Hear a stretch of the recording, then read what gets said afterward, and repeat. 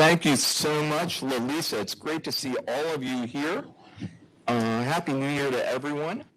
And I don't know about you, but I really believe that 2022 is going to be a much better year for all of us. Today promises to be a wonderful opportunity for engagement, reflection, and professional development.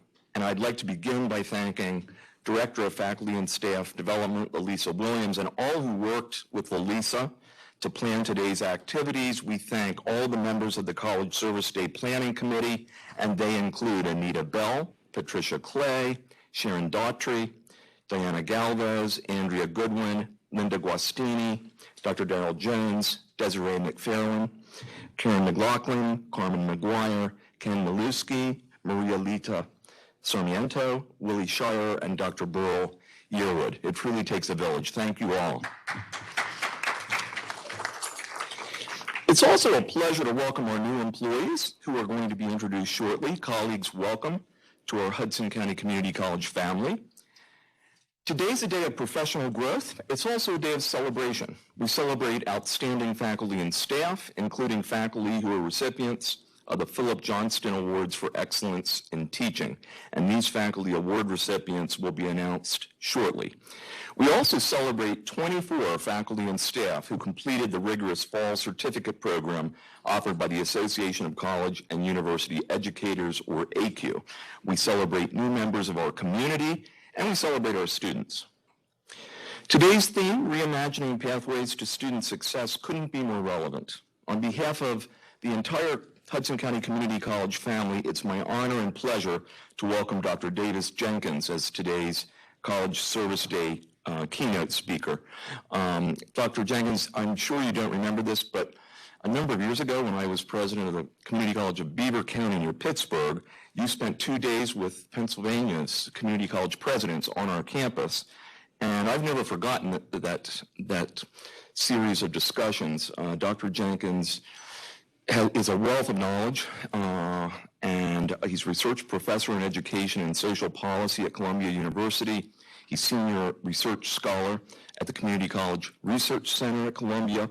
His topic today is reimagining the program onboarding experience to ensure all students gain momentum on a path to college and career success. Dr. Jenkins is nationally recognized for his research on student success and community college best practices. So welcome, Dr. Jenkins. And we're also absolutely delighted to welcome Lenore Pearlstein, who's president and co-owner of Potomac Publishing, Inc., which publishes Insight into Diversity, the largest diversity, equity, and inclusion publication in American higher education. Last November, as we all know, we were honored to be among 10 community colleges nationally to be recognized by Insight into Diversity with their highly regarded Higher Education Excellence in Diversity, or HEED Award. This recognition of our pervasive college-wide commitment to diversity, equity, and inclusion is highly meaningful to all of us and a significant point of pride for Hudson County Community College. Later today, Ms. Pearlstein will offer a workshop entitled How to Leverage the HEED Award to Market Hudson County Community College. I'm going to be there. Welcome, Ms. Pearlstein. Dr. Jenkins and Ms. Pearlstein's attendance and remarks align beautifully with the college's new 2021-24 strategic plan, which we also celebrate today. I don't know how many of you have actually seen the hard copy of this, but it's beautiful with absolutely beautiful pictures, but most important, it's an inspiring blueprint that we've written together for our future. As we all know, it's called appropriately Hudson is Home, and it's dedicated to our students, past, present, and future. The plan's strategic directions, and there are 5 of them, are organized and aligned around the college's updated mission, vision, and value statements, Board of Trustee goals, academic master plan, student success action plan, and diversity, equity, and inclusion action plan. The Hudson is Home 2021-24 College Strategic Plan is the work of and owned by all members of our HCCC community. Led by Dr. Heather DeVries, Dean of Academic Affairs and Assessment, thousands of Hudson County Community College family members were engaged over 18 months in the development and birthing of this plan. These students, faculty, and staff, and trustees, including all of you, alumni, community members, and partners, provided stellar input and support that resulted in our plan for continued success and excellence in one of the nation's leading and most diverse urban community colleges. And as you're aware, our new strategic plan is focused on our two overarching college priorities: student success and diversity, equity, and inclusion. The two topics that bring Davis Jenkins and Lenore Perlstein to Hudson County Community College for today's College Service Day. So thank you again for joining us, Davis and Lenore. I'd also like to welcome our Achieving the Dream leadership and data coaches, Dr. Mary Fifield and Dr. Renee Garcia, who are joining us virtually today. Mary and Renee, welcome, and thanks so much for your enduring support and guidance in our work to promote student retention, degree completion, and equity. With that, I'll conclude my remarks. Colleagues and students, thank you for everything you do every day to provide transformational and life-changing opportunities for our students, college, and community. Together, we're truly reimagining pathways to student success. I look forward to participating with and supporting all of you this year in the life of this great college. Have a wonderful day.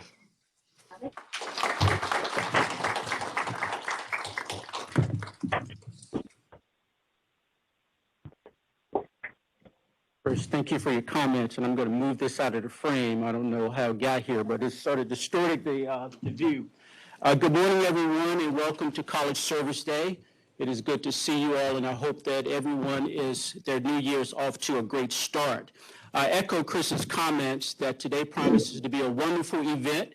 Hopefully you have an opportunity to reflect. Hopefully you have an opportunity to engage and also learn something about the many professional development opportunities that we have planned for you today. Lalisa Williams, again, thank you to you and your team for planning this program. Chris mentioned our strategic plan, so here's another important plug. If you have not read this, please, please, please read our strategic plan. It is owned by the entire college community, and it provides a blueprint for our path to excellence over the next 4 years. Yesterday, our nation observed Martin Luther King Jr. federal holiday. I hope you had the opportunity to honor Dr. King's legacy in ways that were most meaningful to you, while also recognizing that some activities may not normally participate in on this day, a service project, attending events in your local community, or worshiping in your faith communities, may not have been possible given the ever-present challenges of the pandemic.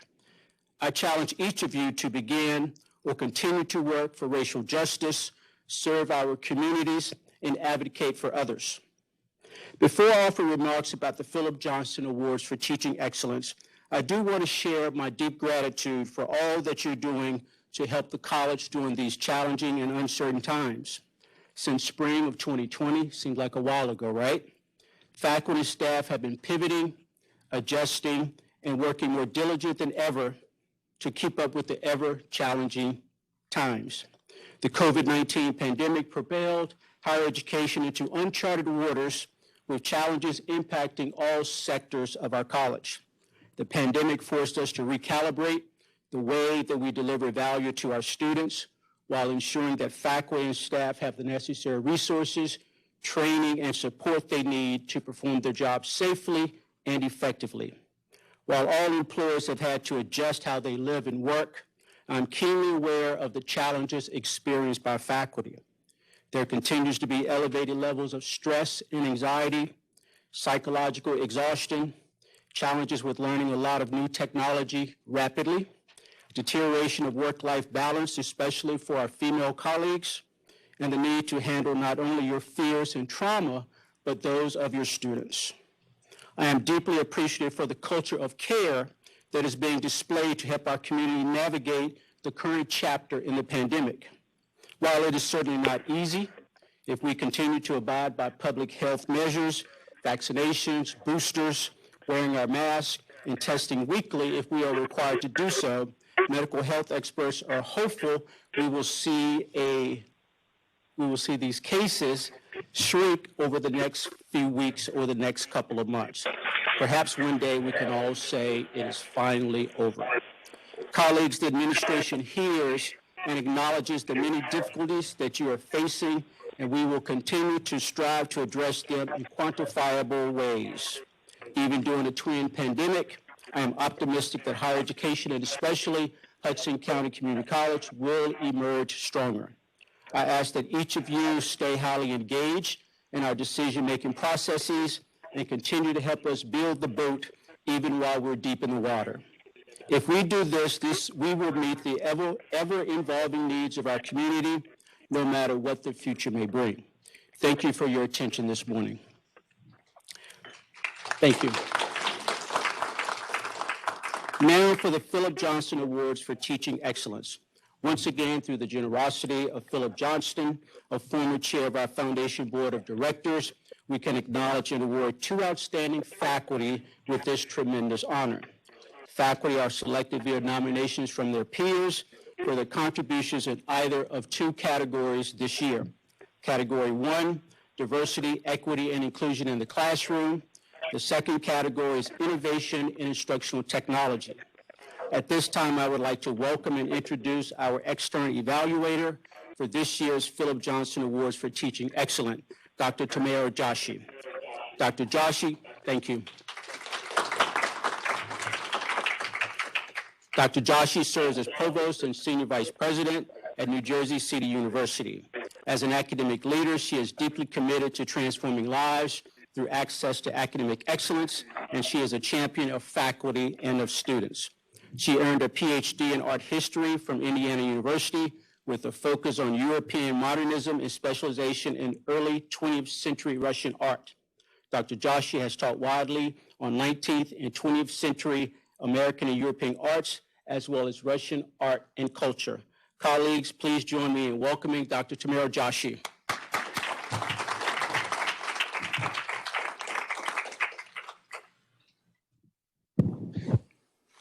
Well, thank you so much, Dr. Jones. It's such an honor to be here with you this morning and to announce the winners of the Teaching Excellence Awards. But before I do that, and I am so grateful for your hospitality and the invitation, I'd like to extend an invitation to you all. Tomorrow, we are celebrating Martin Luther King Day at NJCU, and we are holding a virtual visit that will be from 10 o'clock to 11:15. The ability to register for that event is through our website at NJCU, and we're delighted to have Ms. Ilyasa Shabazz with us tomorrow. She is the daughter of Malcolm X and Betty Shabazz. Betty Shabazz is a graduate of NJCU, and we're really delighted. So my invitation to you to join us tomorrow, and hopefully that link is on our website. Well, I want to express my thanks to President Reber and Provost Jones for inviting me to join this wonderful community on College Service Day. Our 2 institutions have worked for many years, providing academic program pathways for the students of Hudson County. We have had articulations on record for more than a decade at least, and probably much longer. Our programs in criminal justice, early childhood education, hospitality management, finance, and nursing highlight the ways in which we have partnered to provide smooth transitions from 2 to 4-year degree programs. We truly could not ask for better community college colleagues. In fact, I'll tell you a personal story. I joined NJCU in June of 2019, and now when I was preparing for today, I thought 2019 seems like ancient history now, before COVID. And it was Dr. Eric Friedman who was among the very first to reach out to me and welcome me to Hudson County. He invited me over to lunch, and it's the room with all the cookbooks. I don't know what it's called, but it was a delight to be in that room. And I have to tell you that once I tasted the wonderful food created and served by the culinary students, I don't think ever turned down another invitation to come to HCCC. That warm gesture of welcome and collegiality meant a lot to me. I was new in my role. I was new to Hudson County and new to higher ed in New Jersey. I'm certain that our two institutions will continue to find areas of collaboration and continue to strengthen our academic programs for the future of the state.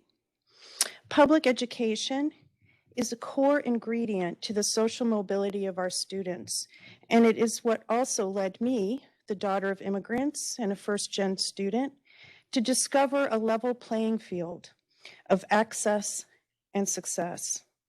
I'm proud of the work that we do to foster both access and student success for those who we serve. And I'll add a footnote there, with little or no debt. I'm so pleased to be able to present the Philip Johnston Awards for Excellence in Teaching this year, recognizing and honoring the professors in the classroom who make profound impacts on students, their educations, and their lives is probably the most gratifying task asked of a provost. For me, the greatest joys of my academic life have come in the classroom.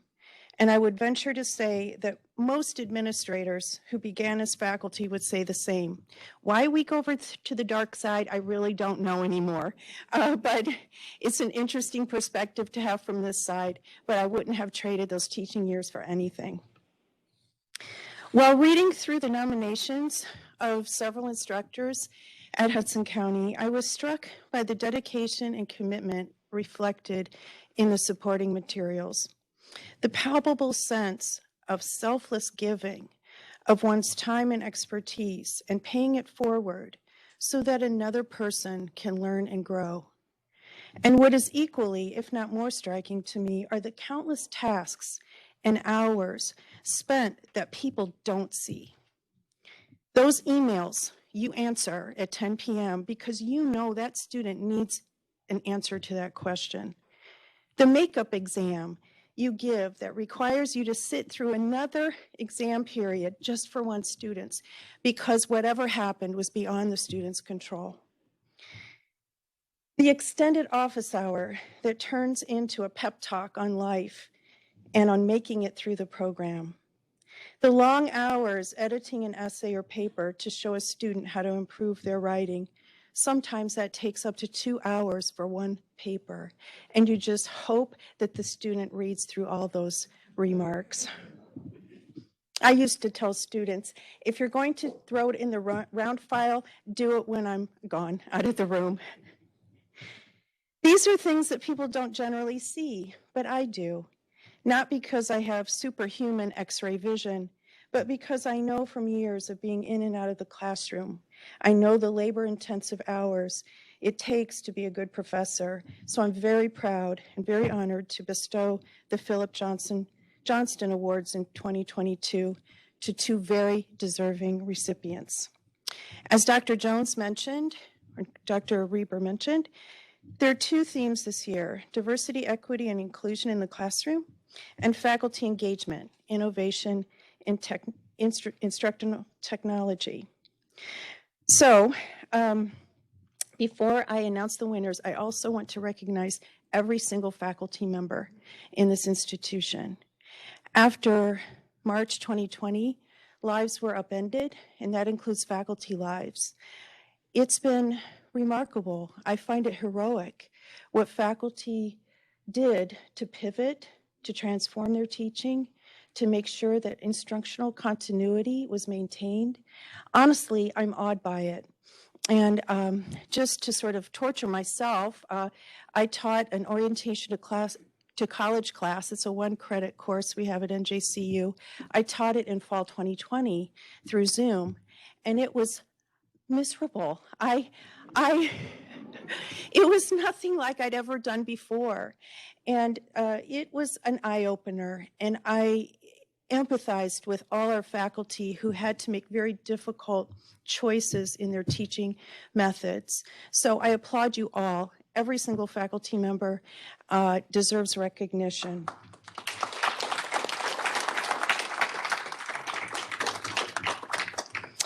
So, to recognize the recipients of this year's awards. First, for the category of diversity, equity, inclusion in the classroom, I am proud to announce Dr. Fatma Tat, instructor in chemistry.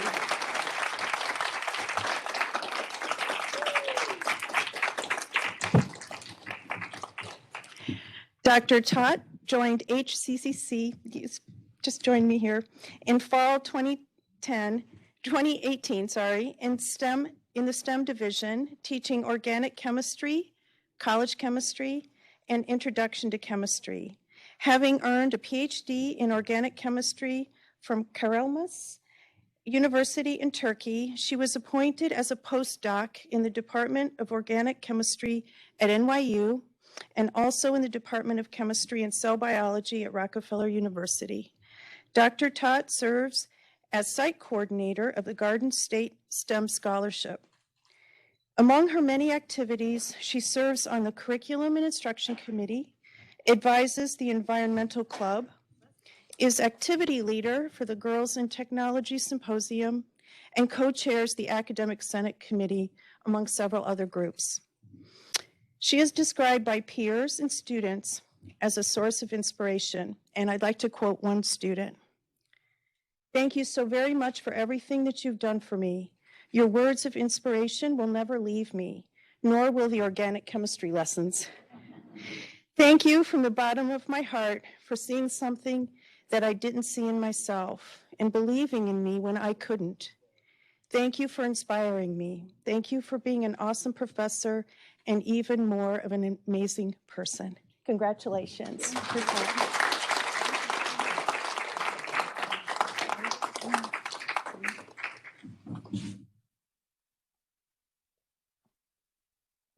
While we're waiting for the plaque to emerge, would you like to say a few words?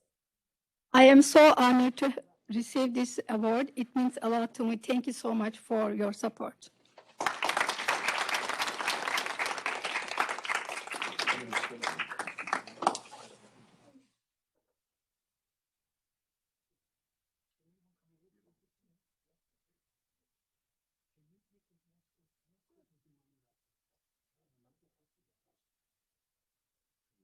Where you were is just great. Yeah. Stay right where you are. All right, that's good too. Come closer to me.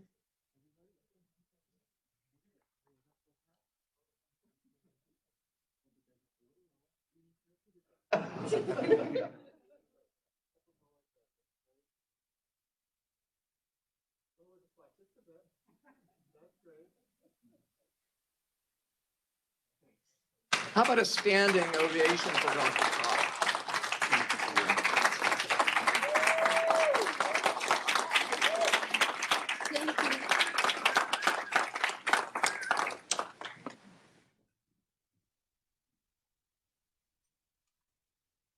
Boy, that feels so good. And I'm not even a student or a colleague here, but it's wonderful. Next, the award for faculty engagement, innovation, and instructional technology goes to Dr. Sarhan Abdallah.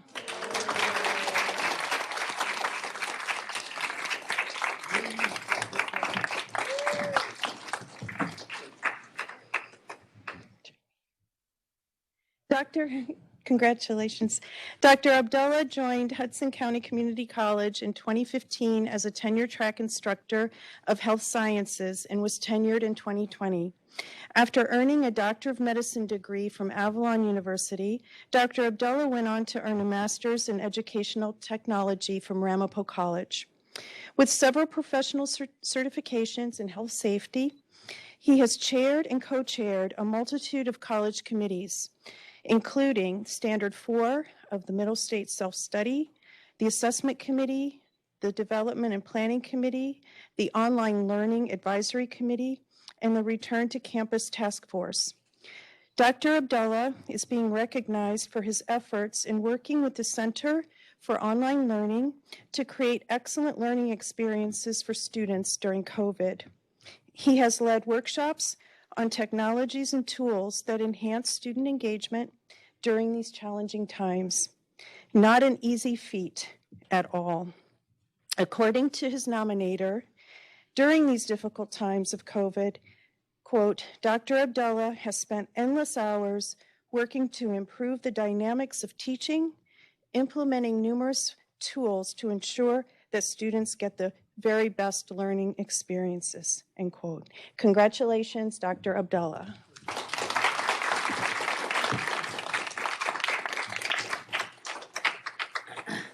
Picture time.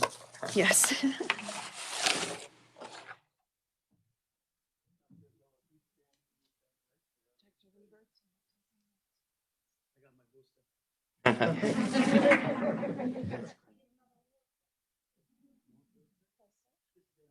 Smile right here. We go.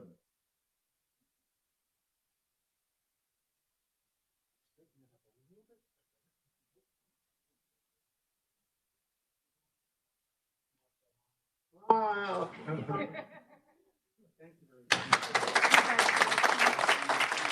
Standing up.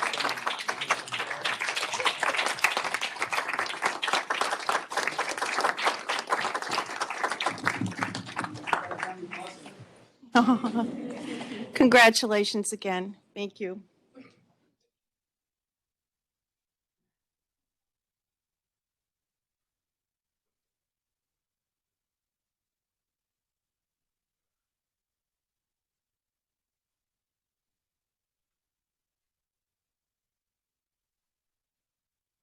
All right, let's give another round of applause for our two of our outstanding faculty member amongst so many others. So we appreciate everyone. Now on to the next item on the agenda. We would like to just take a moment in the absence of, in the presence of my supervisor, Anna Krapitsky, our Vice President of Human Resources, who would have been here to read off the set of names. I will be doing that instead. And I will be announcing to you all new hires as of July of 2021. So when I call your name, if you're a new hire, if you're in the room, please stand so we can all acknowledge you here. If you're at the North Hudson campus, please stand there. And if you are remote, just give us a high five or some type of emoji from your WebEx.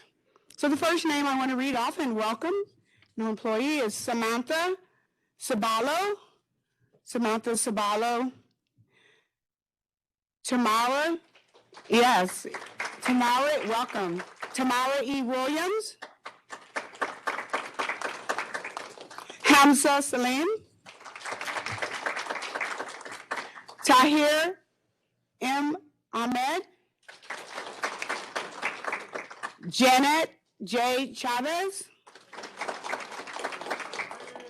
Yay. Candace Peterson. Yay. Taisha N. Hargrove. Madeline Rivera.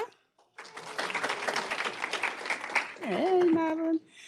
Richwin Nicandro. Mariana Fuentes.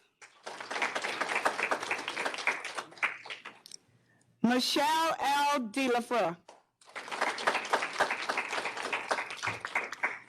Alyssa Rupp-Nuprin. Mackenzie A. Johnson. Richard E. Remore.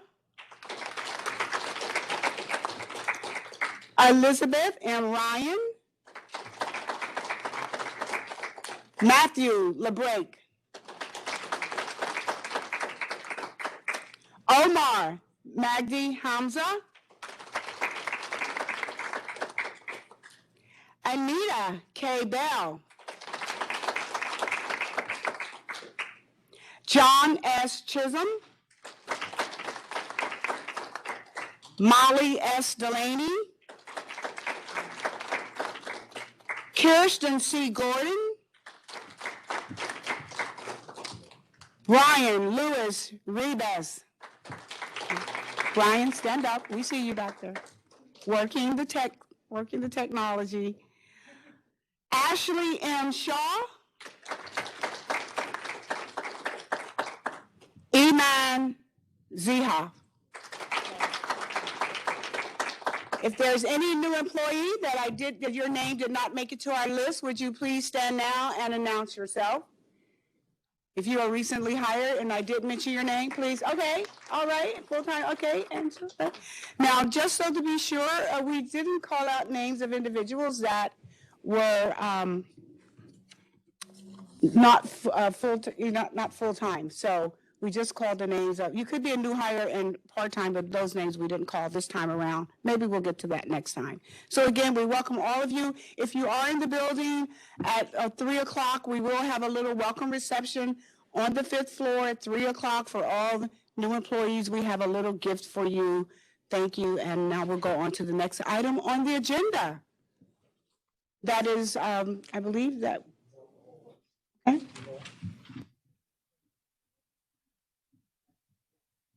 Oh, yes. Right. Our next presenter, now we will have the presentation of the HEAT Award. And our presenter is on WebEx, Lenore Pearlstein.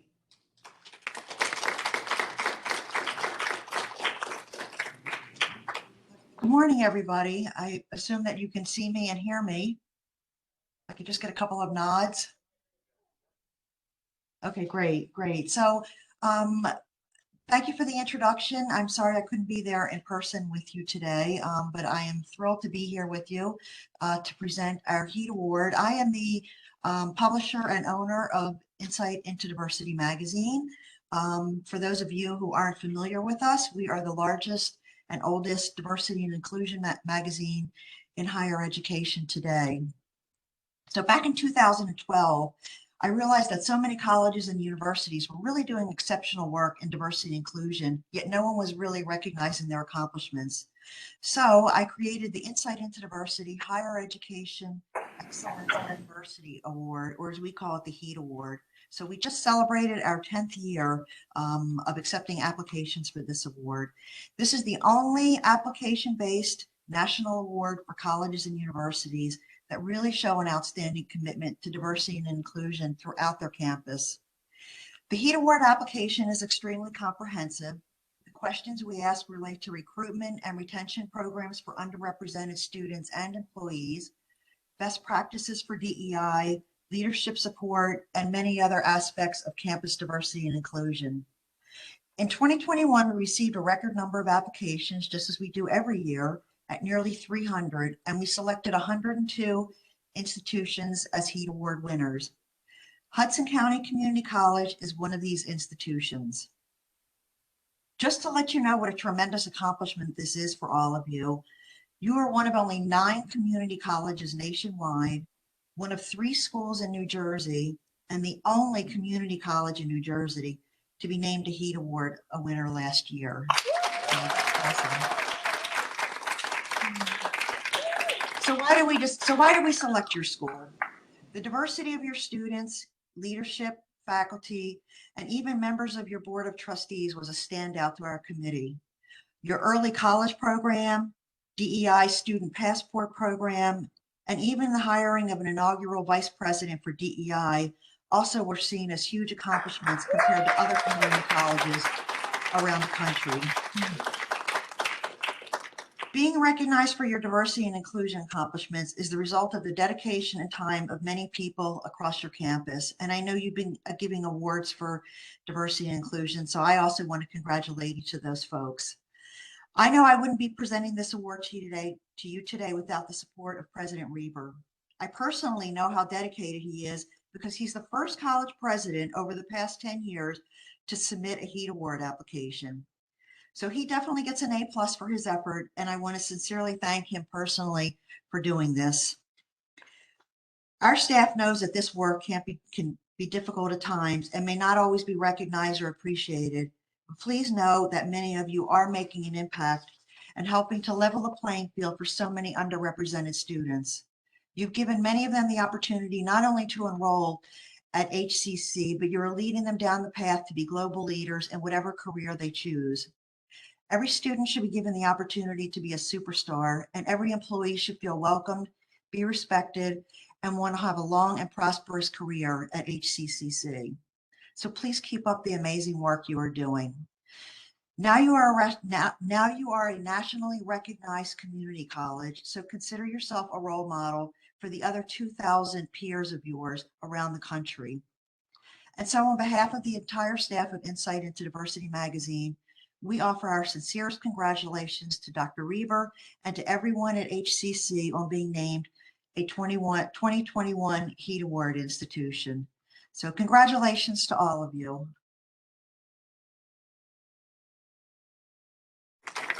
Thank you so much, Ms. Pearlstein. Here's the award. I'm glad to see that you have it This belongs there. to everyone.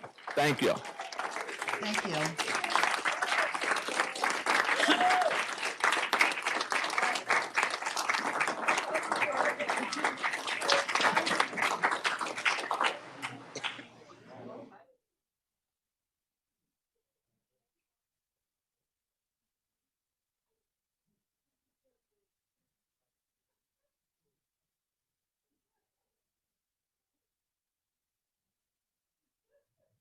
Good morning, everyone.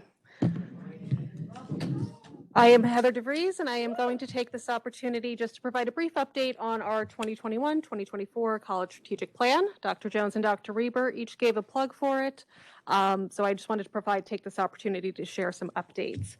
It is available. There's a beautiful PDF online on our public website that's available for viewing. I consult it regularly, bookmark it.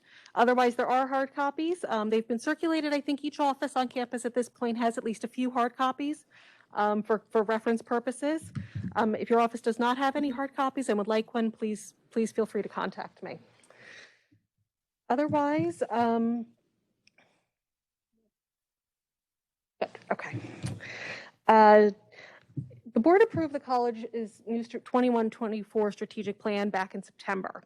But now is really when the real work begins. We want this to be a living and breathing document, as Dr. Reber and Dr. Jones referred to it, a true blueprint that really inspires action and galvanizes this document that we spent months and months and really years and years working on and developing together. So it's not something we really just want to pull out twice a year. We give an update and we put it back on the shelf. Again, we want to kind of live and breathe this every day as it informs our work every day. Steps were taken throughout the development process to ensure that happens. While the development of this document, or what would become this document, began in earnest in March of 2020 with the formation of a cross-functional core planning team that consisted of many members of the college community and many members of the external community. Developing the strategic plan has really been a 2 or 3 year process through the development of the strategic planning efforts, through Achieving the Dream and our Student Success Action Plan, our Diversity, Equity, and Inclusion Action Plan, the Board of Trustee goals, and our Academic Master Plan, among many other documents and initiatives. And then the selection of Dr. James Davey to facilitate the development process in last February was really intentional. His approach of appreciative inquiry aligns with the college's values and ultimately helped develop a document that really celebrated and amplified all of the good work that is going on across the college.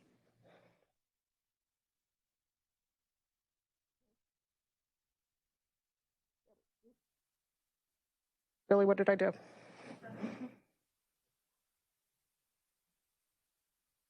Can we give a round of applause to our amazing techs?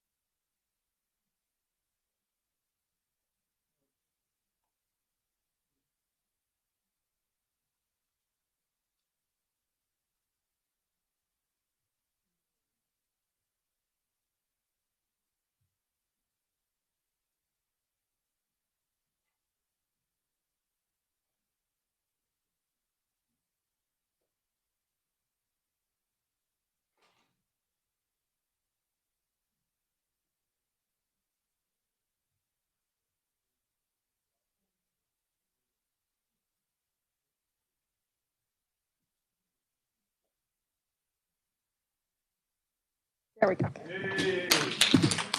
Thank you, Lily. There we go. Before discussing the status of several initiatives of the plan, I wanted to highlight some features of the design or structure of the plan as it was composed, because understanding the structure of the plan is really essential to making it actionable and achieving the vision it sets forth for the college over the next 3 years.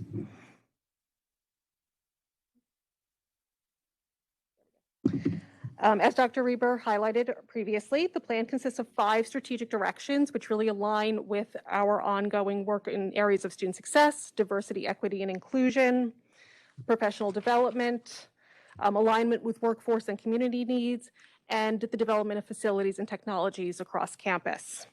These act, again, as kind of broad, overarching, organizing themes for the entire plan, kind of the backbone, if you think of it that way.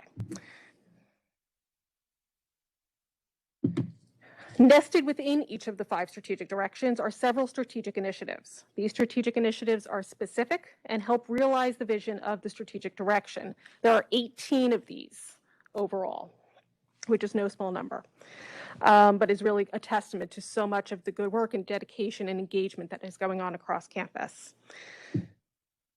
For each strategic initiative, a single organizational unit has been designated as having primary responsibility for the implementation of it. Again, you will see to the right.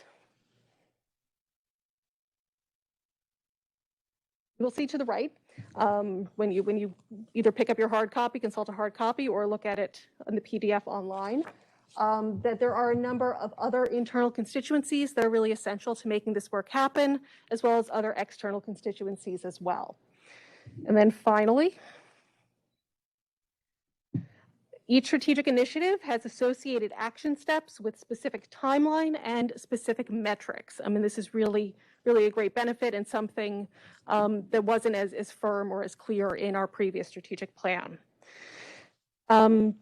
Again, we want this to be a living and breathing document, and it is these action steps that are really going to provide us the window for making it actionable, and through which we're kind of going to discuss and explore and take a brief tour of our strategic plan this morning.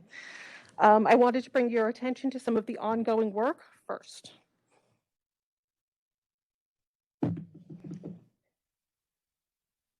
These are initiatives that are underway and ongoing. They kind of have very fluid boundaries in terms of end date, start date, and end date. And again, really celebrate and underscore so much of the good work that is going on already around so many of our college priorities.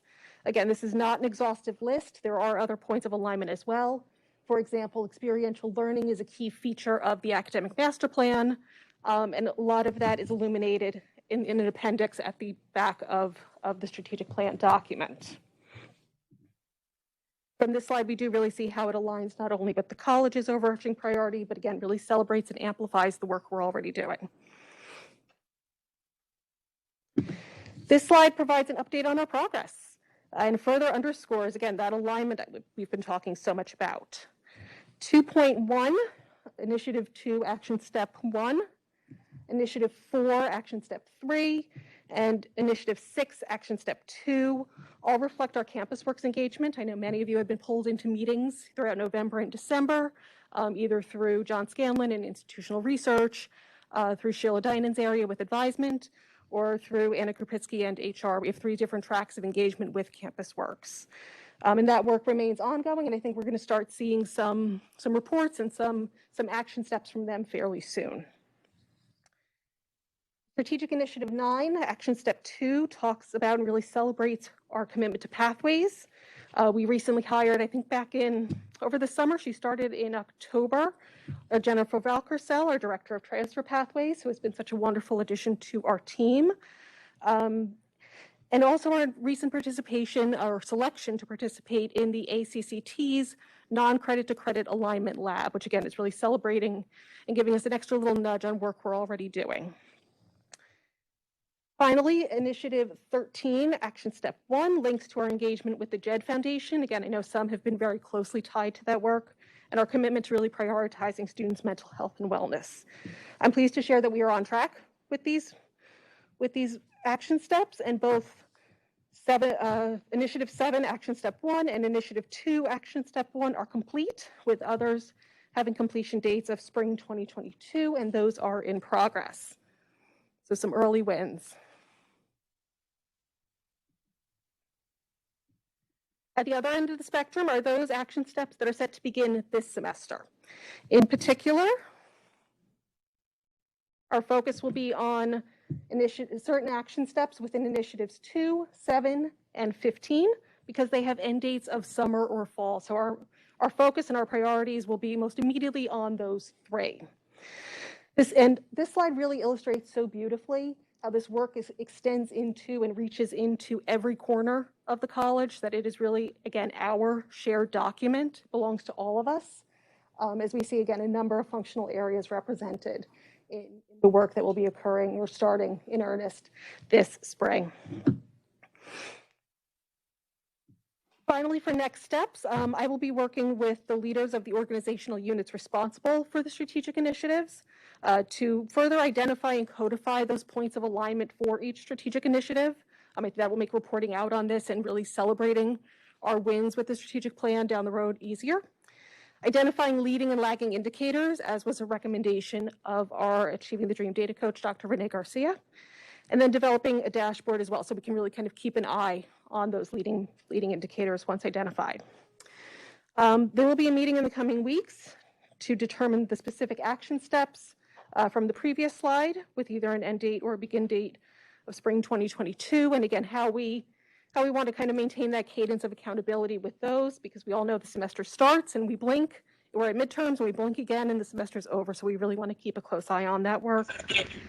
Then finally, we want to make sure that we're sharing this document either in hard copy or PDF with key external stakeholders, particularly advisory boards. For those of you who are involved and provide leadership for advisory boards, please don't hesitate to reach out for how we can get copies into their hands.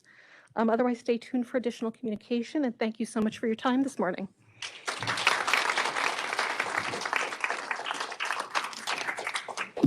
Okay, I believe I have been authorized by Lalisa to send you on a 5-minute break.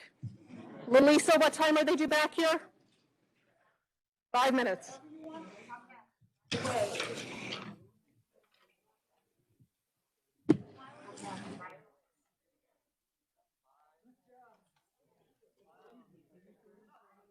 Real quick, come on.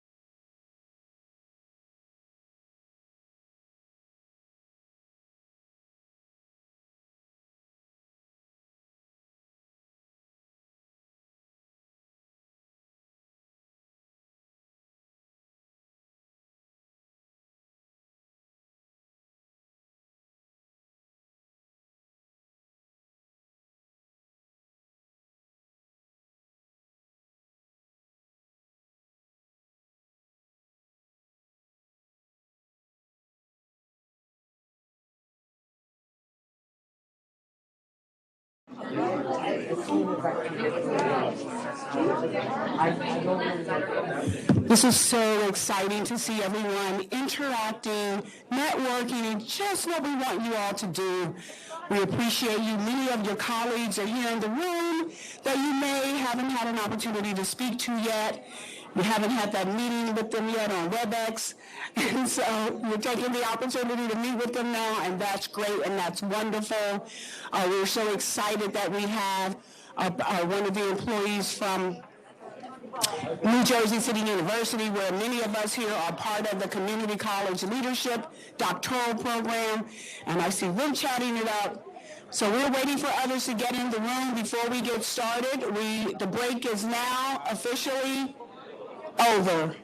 And we're going to do something that I learned in K-12. When I raise my hand like this, and then everyone raises their hand when you're, no, just kidding, but thank you, Sharon and Paula. Some of y'all was in K-12, but if you're in K-12, you don't need to tell the students what to just raise that hand, and all the students eventually. So we're waiting for a few people to get back in the room. There are some that took their break and they went out. They're coming up, and we'll get started.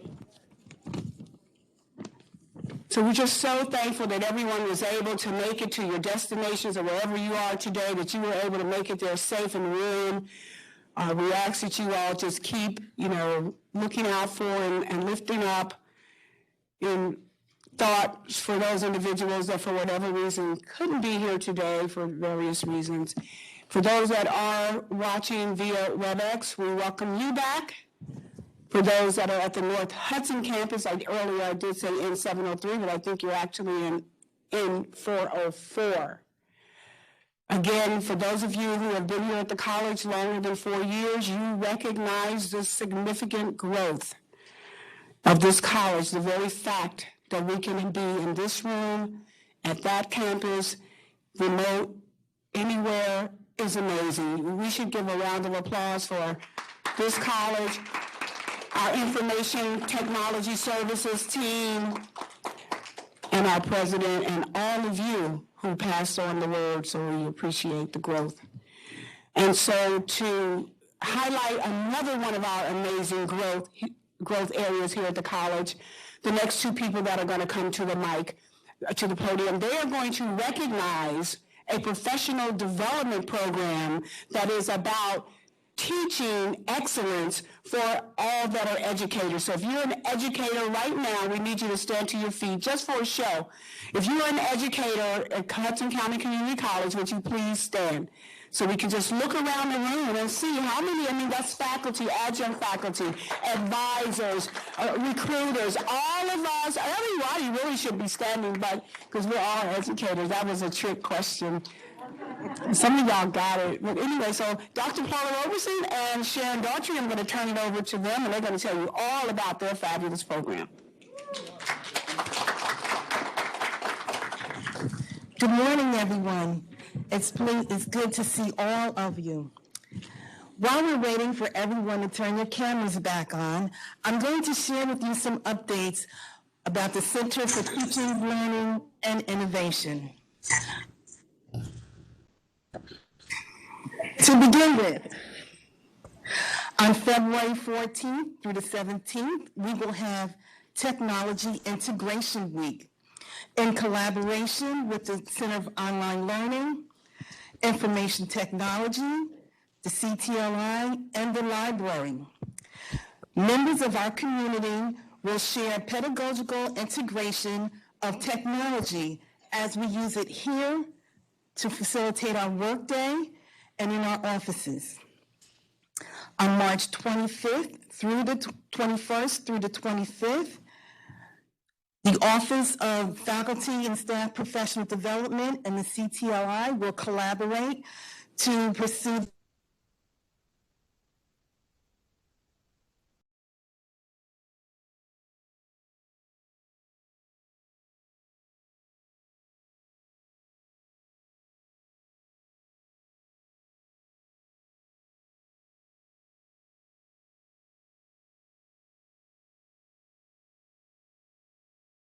It's an 8-week micro-credential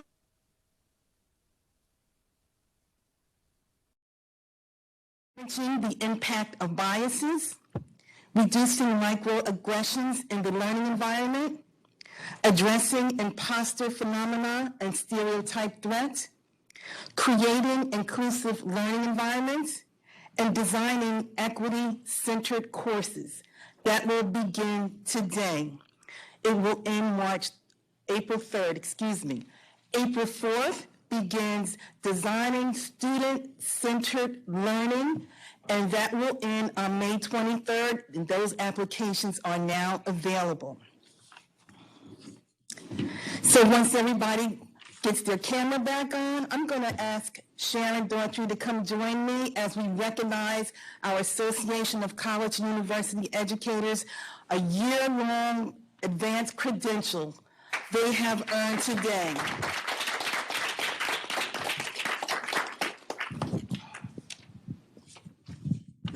Sharon.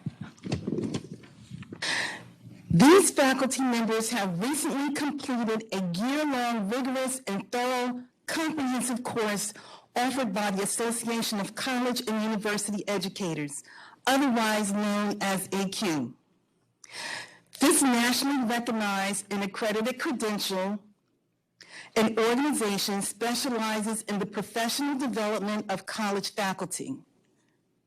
From College Service Day of last January up until December 12th of 2021, these faculty members enrolled in 25 modules of effective online teaching practices.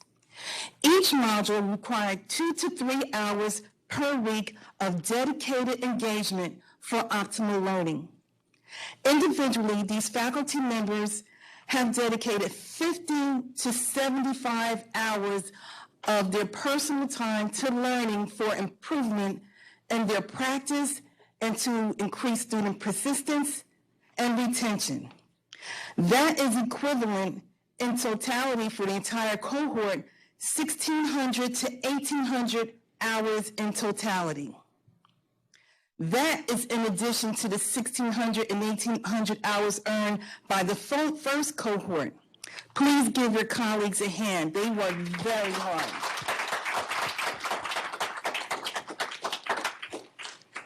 This year, their professional development included the following modules, all of which were specifically laser focused on online teaching and learning and student learning. These are the modules that your colleagues completed. Welcoming students online, promoting a civil learning environment online, and each course has online, so I won't repeat it.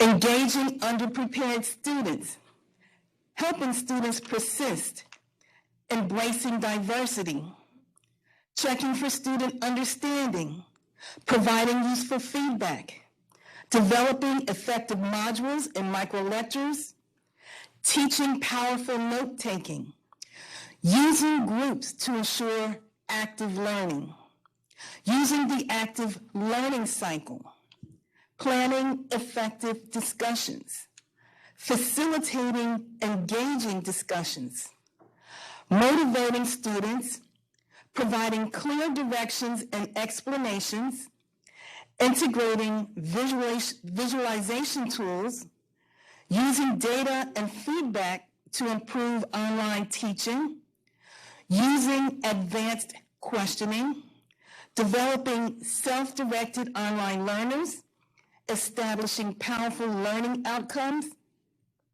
aligning assessments with course outcomes, aligning activities and assignments with course outcomes, developing fair, consistent, and transparent grading, developing and using rubrics and checklists, preparing an effective syllabus, and that is it.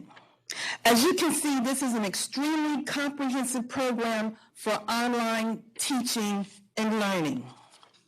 Now I want to recognize those colleagues. If you are in the room, when I call your name, please come up. And if you're online, give us a wave and clap for your colleagues. Marwa Abdelaziz.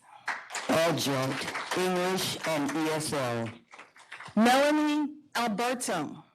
Adjunct, Biology and Health Sciences. Asim Alshama, Adjunct, STEM, Allied Health. Gian Baptiste, Instructor, English and ESL. Patricia Barrero, Associate Director, Academic Support Services, Writing and Tutoring Center. Paula Bell, Adjunct, Human and Social Sciences. Lisa Bogart, Librarian, North Hudson Campus. Sophiane Boudib, Adjunct, Academic Foundations Math. Lori Bird, Assistant Director, Nursing Program. Marianne Conley, Adjunct, Humanities and Social Sciences. Heather Connors, Instructor, English and ESL. Fidelis Fodun Kahua, Instructor, STEM, Mathematics. Mark Gomes, Adjunct, Social Sciences, History and Government. Rafi Manjikian, TFT, STEM, Chemistry. Victor Marizzi, Instructor, Culinary Arts Institute. Michael O'Neill, Adjunct, English and ESL. Ruth Odin, Adjunct, English and ESL. Amala Ogburn, Associate Director, North Hudson Campus. Sybil Ponder, Adjunct, English and ESL. Nancy Saliba, Lecturer, Nursing Program.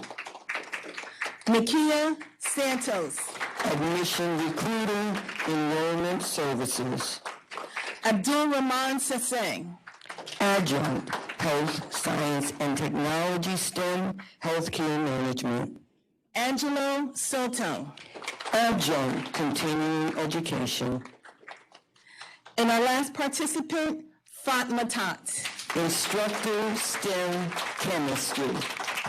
Please give your colleagues a big round of applause. They really worked hard.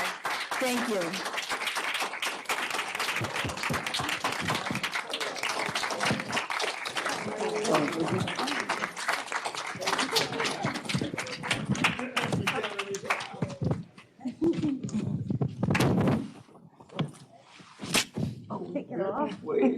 Masks off, smiles on. Thank you, everybody.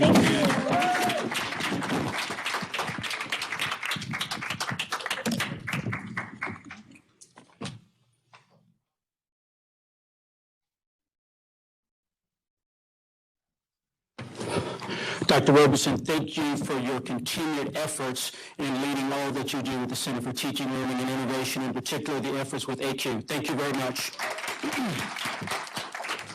And now for our keynote speakers. So I'm pleased that each of you are hanging in there, those in the room and also those virtually.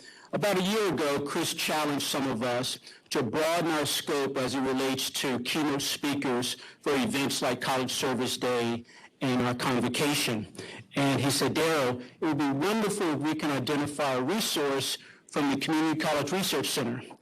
Well, Chris, we not only identified a resource, we identified Dr. Davis Jenkins, who's a senior research scholar with the Community College Research Center, who will be here today to speak with us, and he will be virtually. I picked up the telephone call, picked up the phone, talked with Davis, and he said, Darryl, if it's for Dr. Reber and Hudson County Community College, I will be there. So Dr. Jenkins' bio does appear in our program, and I will read a little bit of it before he comes forward.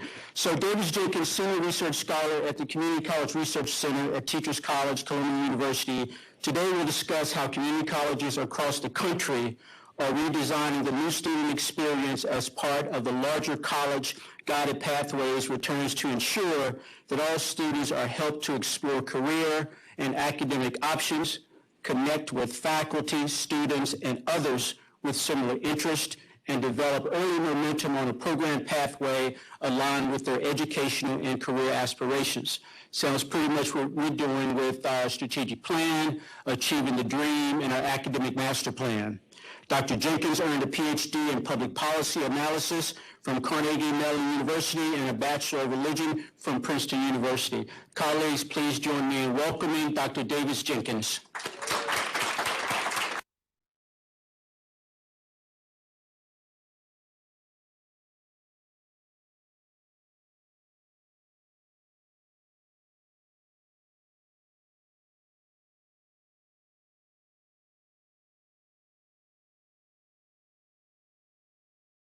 Hey, can you hear me now? Can you hear me now?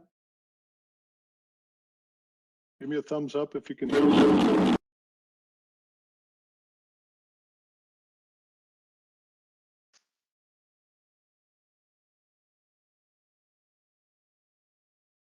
Hey, can you hear me? Can you hear me? Okay. All right, right on. Let me try to share this thing. Thank you, Daryl. I wish I could be there in person. I'm a huge fan of Jersey City.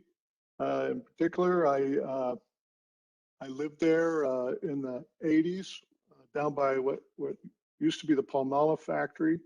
And if I'd had a car at the time, I would have been able to not have to wash it, because every day the soap flakes would come down off of the factory and get on the cars. And then when it would rain, the cars would be pristine, as you would expect in the Garden State. So, of course, I remember you, Dr. Reber, and the work you did at Beaver County. And having read this, I see you got the Hudson County folks on fire for change and improvement. I'm very impressed by this strategic plan. I've seen a lot of them. I also want to give a shout out to Mary Fiffield and Renee Garcia, my colleagues from Achieving the Dream. CCRC was a founding member for Achieving the Dream. I was a data coach for many years, and I think you guys got the best coaches. So I want to talk about how, based on the work we've been doing, colleges can address the two challenges that not just Hudson County, but every community college in the country faces, which is how to achieve more equitable outcomes while also building back enrollment that we've lost, not just in COVID, but even before. And I want to stress that I'm not arguing for Hudson County to take on a new initiative, but I hope that the ideas I present, which again are based on our research and others on how to bring about large-scale improvement in student outcomes and college performance, will help you sharpen and focus, and hopefully maybe bring together the initiatives that you've laid out in your strategic plan. I also encourage not just questions, comments, commentary. I was born in Pittsburgh. You know, I lived in Jersey, so, you know, the way we show love to each other is to, you know, give each other a hard time. So I welcome all kinds of feedback, because this is how we learn. So in 2015, Tom Bailey, Shauna Jaggers, and I published a book called Redesigning America's Community Colleges. Some of you may have seen it. Some of you may have had to read it, forced to read it. I'm sorry about that. But we argued that in order to improve student outcomes, colleges can't just do small, you know, focused things. They've got to redesign their institutions at scale with the end in mind, where the end is students, not just completion, but moving on in employment and advancing to bachelor's degrees and beyond. And we've, over the past 6 years, we've done research. I've led a team that's done research in over 100 colleges nationally that are implementing at various stages these ideas. And this fall, we came out with a thing talking about not how our views have changed, but really how they've evolved. For example, in the book, we talked a lot about the use of meta majors and program maps as organizing information. That's very important. But the more evolved view is what's important is engaging students in academic and career communities with other people in fields and on topics and on issues that they're interested in. We talked a lot about these default maps that faculty would create, and it looks like that's part of your effort at HCCC, but and those are important. But what's ultimately important is that every student have a plan, an individualized plan that they can follow, and that can change when they change. And then we talked a whole lot about redesigning developmental education through use of multiple measures, assessment, co-requisite. That's still very important. There's been even more research coming out about how that's effective in enabling students to pass college math and English comp in the first year. But it's not enough. We've really moved toward really focusing on helping students become confident college learners across program foundation courses, not just in math and composition, as important as those are. So making these changes is very complicated, and we've seen colleges do a lot of things, as you've been doing at HCC. But a lot have struggled about, when they get to the point we've done so much, how do we sort of put this all together, and how do we really focus this? And a key finding has been, well, we need to keep doing lots of stuff.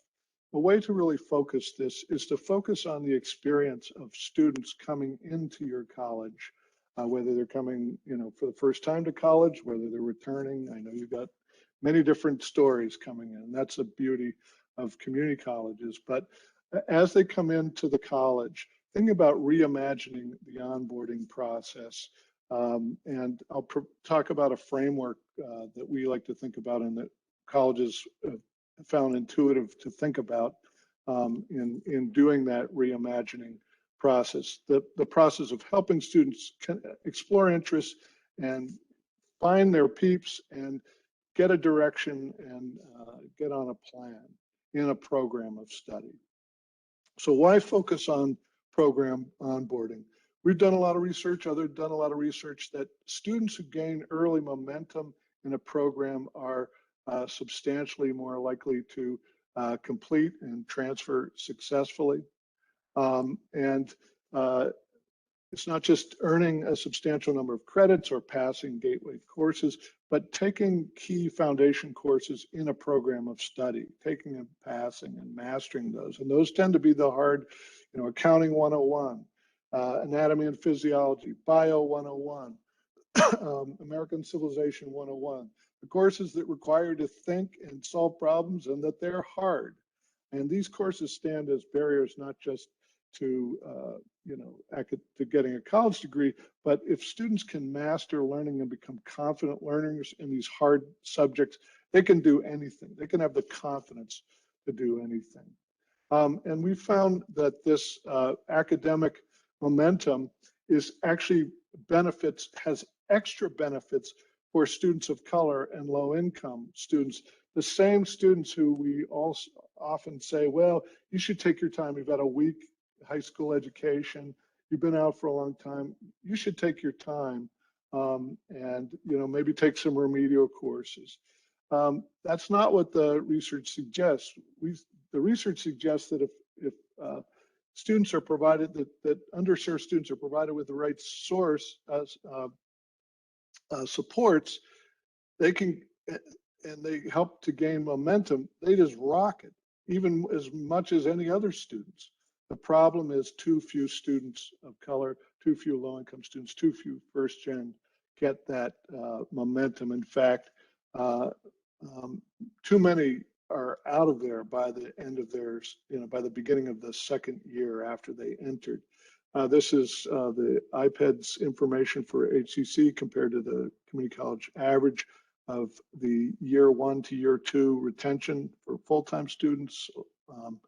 We're still losing more than 40% of full-time students, and part-time students, who of course tend to be fewer resources, tend to have poor preparation. We're losing them. Nationally, we lose about 45% of students overall, and when I mean lose them, some transfer, but I'm talking about gone from higher education, and we lose the majority of students of color, low-income students and the like. and other underserved students from higher education by the second year. Some will come back, but losing that continuity and losing that early momentum is really a killer because life doesn't get easier.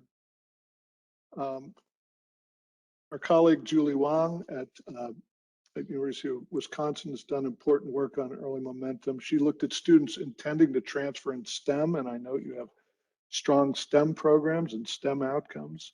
But she finds that, that it's very difficult to start in community college and transfer and get a bachelor's in STEM. The paths aren't clear, et cetera, et cetera. But one of her key findings is that students benefit by taking a course in STEM early on, like in their first term, and then do the math sequence. So we focus in general, this research and much else point to this idea that we focus way too much on academic readiness and achievement. And the measures we use through these standardized tests, I call it the InAccuPlacer, and other things like that are really sort of antiquated measures. Yes, student academic achievement is important, but the first thing is motivation. We have to motivate, we have to get students interested in stuff to help them progress. And they have to see the light at the end of the tunnel. They have to see where they're headed. So even with students who are retained into the second year, let's say, we find that many don't have a clear sense of what their program is, how far they've gone and where they go, and where it's leading in terms of employment and further education. We came out recently with this planning guide for unpacking program data. You can use this to, your IR folks can use it to load in data on where students are enrolled, in what program designation they're in.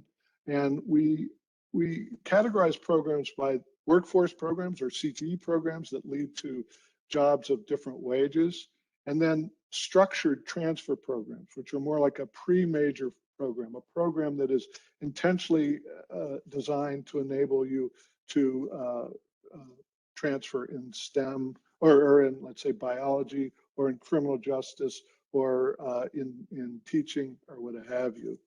This contrasts with unstructured transfer programs, which generally are called, general studies, liberal arts generally, not pre-liberal arts. A lot of students are undeclared, and then there are a lot of uncategorized programs. And what this tool does, it's an Excel tool. It creates a map of where your students are, a tree map, and the size of the box is proportionate to the number of students in that box. And we see, this is not for ACCC, but we see very common patterns across. We see a lot of students in unstructured, which is the yellow. We see a lot of students in health professions, but many of those are in pre-nursing or pre-radiography, not yet in a nursing program. We see, which is the blue, this light blue, we see this rust color, a lot of students in dual enrollment who aren't in a program. So a lot of students, in fact, in many colleges, it's the majority of students aren't really in a clear program that leads clearly to a job directly and/or transfer in a major field, not just transfer to university with a whole mess of credits. So, the question is without a clear end, what motivation do these students have to complete? Moreover, we often, that was looking at credit programs. We don't look at non-credit programs, particularly adult basic education, non-credit workforce programs. This is the green area for this college. You can see it's more than a quarter of their students. And, these are students in our programs, in our ESL literacy programs, et cetera. And we're not thinking of them as college students. And yet we're losing enrollments, and we're saying, where are the enrollments? And I'm saying, look at your ESL programs, look at your non-credit workforce programs, look at your dual enrollment programs. There's a whole mess of students already in the college, but not on a program. So that tool requires you to, enter some data. It's easy to do. We can help you do it if you want. I just want to mention a new tool we came out with that you can look at right away. I'm going to share this with Melissa, and it has the links to, and this new tool enables you to look at your outcomes, your degrees and credentials you award by level and field. So here's the map for 1920 from iPads, which is the most recent available, of HCC's outcomes. The blue you give primarily are associate degrees, and I'll provide the link here on this thing. I'm going to encourage you to take a look at this and look at this yourselves with the question of where are students enrolled, and are our programs leading clearly to jobs and further education. And so the orange, you give a few longer term certificates and a small number of short term certificates. This also enables you to look by individual program, ranked by size. So your biggest program is liberal arts and liberal studies. That's that sort of, catch-all general studies AA that I was talking about, that we don't really consider a pre-major program for transfer. A lot of students in business, biological and physical sciences. And then on the right, you can look proportionately by race, by gender, by age, which students are overrepresented and underrepresented in different fields. So we see Latinx students underrepresented in nursing. Anyhow, you can take a look at African-American students underrepresented in biological and physical sciences. So the issue is in terms of equity here, and there are many different dimensions of equity. Are we helping our underserved students, our students of color, our low-income students, our first generation, not just to get in a program, but get in a program that has a clear outcome where they're motivated and supported to complete. This tool also enables you matches with college scorecard data to look for programs for which there's a match at the earnings of our students 2 years later. So this is for HCC. This bottom row is programs you have that weren't matched to the clearinghouse, but to the scorecard. But it ranks it reorganizes them in terms of their students' earnings, your graduates' earnings 2 years after completion, by top, middle, and lower third. And you see these lower third, a lot of these are these liberal studies students. And these are students who aren't in a program, who are employed 2 years later, but not currently in a program at a university or a community college anywhere. So of course we say that, many of these liberal arts students probably will want to transfer. That's clearly a transfer program. But our research has showed pretty strongly that transfer AAs are only valuable if students can transfer their credits toward a bachelor's in their field of interest. And too often, and this has been a lot of focus of our research, we find that the community college students are having to take many more credits than they need to get in a program of interest. And they're shut out often because they haven't taken, let's say, if they're interested in STEM, the right science. They take maybe general chemistry instead of transfer chemistry or advanced chemistry. They're shut out of STEM, healthcare, business, and other high remuneration programs. But this is true even for liberal arts, and I'm a huge fan of liberal arts. We're not providing a clear path for students to transfer in a major generally. And that tool I mentioned allows you to look at your associate degree outcomes. This is HCC compared to New Jersey City University, which I saw represented today, and I've talked to their doctoral program and leadership several times. People over there I've known for a long time. It's a great program. You see 42% of your associate degrees, this is on the bar on the left, are in this general liberal arts area, compared to only 12% of bachelor's degrees from Jersey City University, New Jersey City University. So the issue here is to work with your transfer partners. I see you just developed a transfer relationship with New Jersey Institute of Technology. Awesome. But make sure that there's alignment and making sure that students who are interested in those programs are able to transfer their credits toward their major. So if students don't have a clear sense of purpose and plan, what motivation do they have to complete? And we find that they don't, and which is one reason we think community college completion rates are low, and students of color, low-income students, first-generation students are least likely to have help developing this sense of purpose and a plan early on. And too often they come to us and we put them in Dev Ed and they say, this looks like high school, and no one's asking them, what are you good at? And, you know, they're out of there. And we're just turning away huge amounts of talent and enrollment.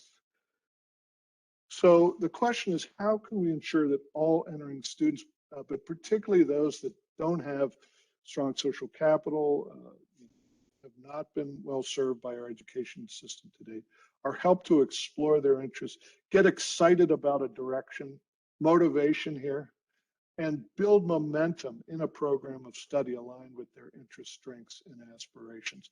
Once they have momentum, you know, their direction and their plan may change, but we find once they have momentum, they do great.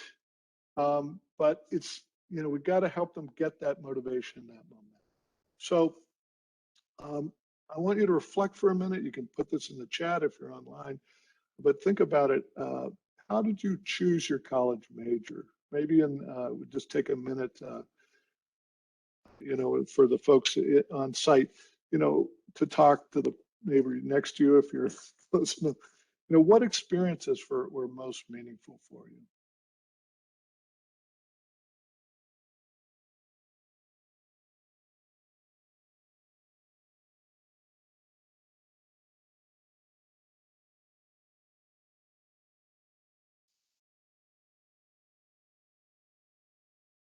Generally, what we find, and certainly my experience, is that it's faculty, often in a liberal arts and science. You know, I took an inspiring course as a freshman from Robert Withnow, who saw in the 70s foresaw the rise of the religious right in a Social 101 course, and you know, really got interested in religion. It also pissed off my parents that I was majoring in religion, but you know, so it's people, or it's other students, or it's an internship, or some experience, some connection, and inspirational teaching that lights the fire for learning.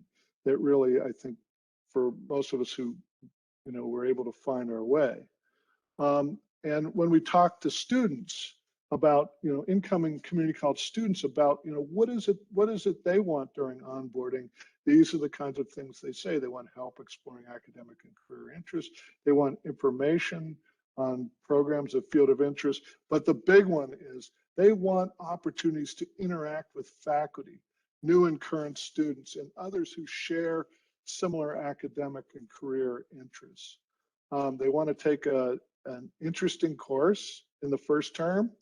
And again, it doesn't have to be, you know, obviously students interested in nursing aren't going to be taking nursing courses, but maybe they'll take a psych course on deviant behavior, or a social course on, you know, Social 101 to think about the response of the medical system to pandemic.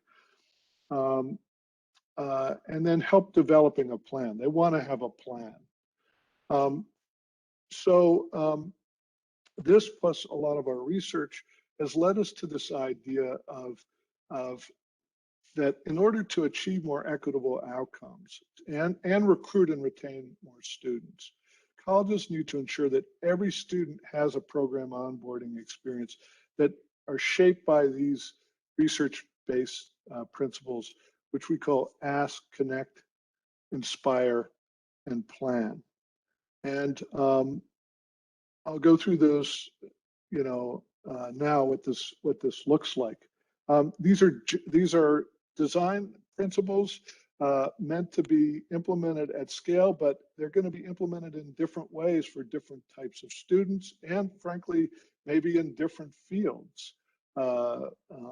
So the idea here is not just to connect students to a college, but to connect students to a field of study, an academic and career community, because the research is very powerful that that's going to get students engaged, and to provide them with an inspiring learning experience that gives them confidence and a plan that they can at least use to get some initial direction, and then they're on their way. But the first thing is to ask students. Generally when students are coming in, we have them take an Accuplacer test.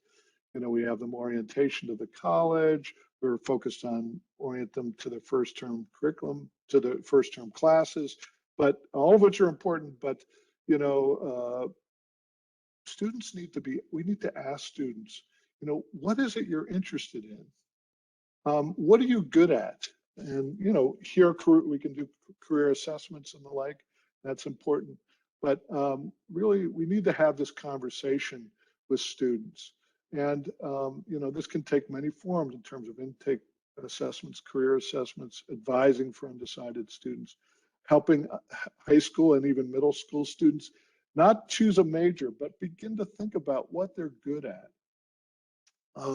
Central Carolina Community College, I'm showing you some examples from colleges around the country. This is a very small college that does not have a lot of resources, but they developed this two-part assessment themselves. They didn't spend money to bring in consultants or buy an expensive thing. They used ONET to develop this in their own IT department to develop two assessments, one of which is an assessment of students' career interests, and the other is an assessment which they call the career decision inventory of how confident students are in what they think their interest is. And the students get a score on each of these. I've taken this test. It's a lot of fun. It's like, would you rather, growing up, my daughter would always say, Daddy, would you rather die with, having ants crawl over you, or, so no, this was would you rather work with people or be in a lab, that kind of thing. And I'm very high on investigative, low on social, so I probably shouldn't talk to people directly, but anyhow. And then they have this career decision inventory about, how sure are you about your future, your plans? But then very importantly, they have the conversation with students. Well, I see, Davis, you say you want to go into social services, but you're really strong on investigative. These are the kinds of things maybe you could consider. And for students who really have no idea they're there because they're in their mom's basement and the mom's going to kick them out unless they go to college, they have these developmental advisors who spend even more time with students. This is a low resource college. They're just like other community colleges where people are coming in.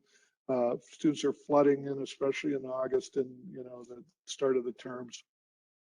And they have information that they use, these simplified on program sheets.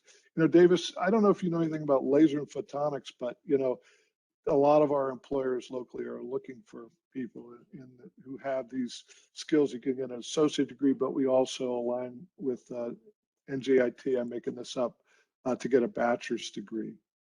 And they found by this asking and this conversation, that most students choose a program of study that is consistent with their scores, and that many of those who've selected a program outside actually move back to one that is more consistent with their scores.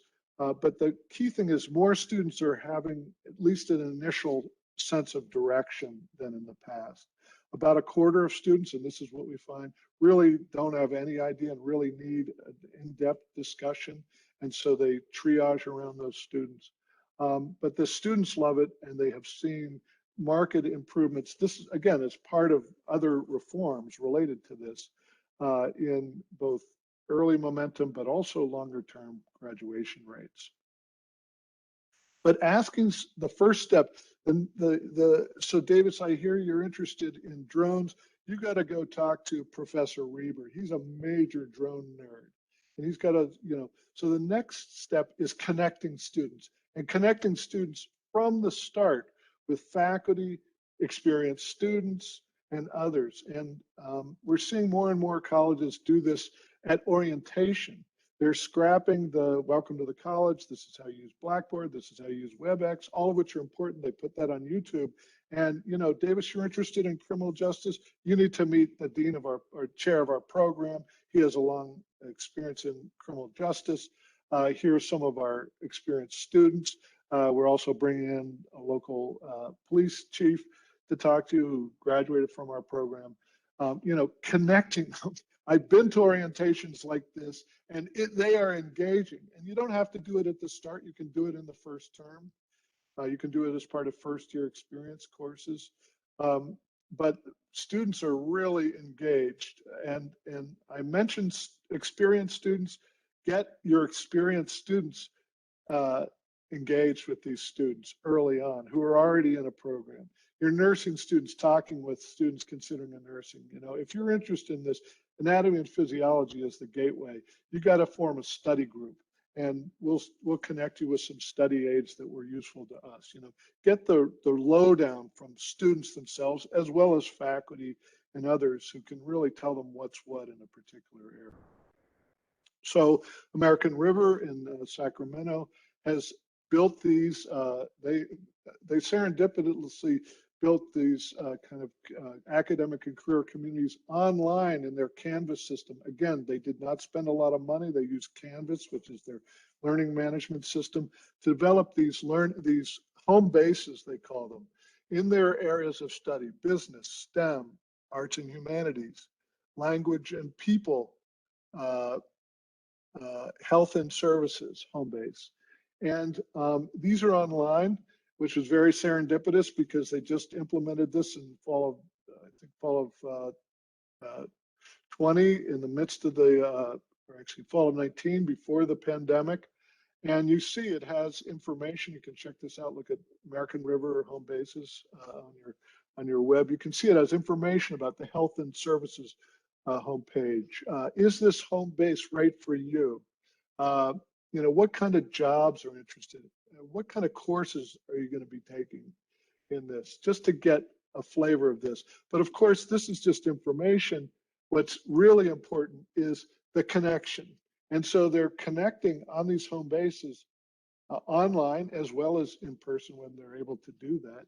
And what I like about it is they're involving all students, including and especially ESL students. They're non-credit ESL students, older students, exploratory students, which in California means dual enrollment high school students.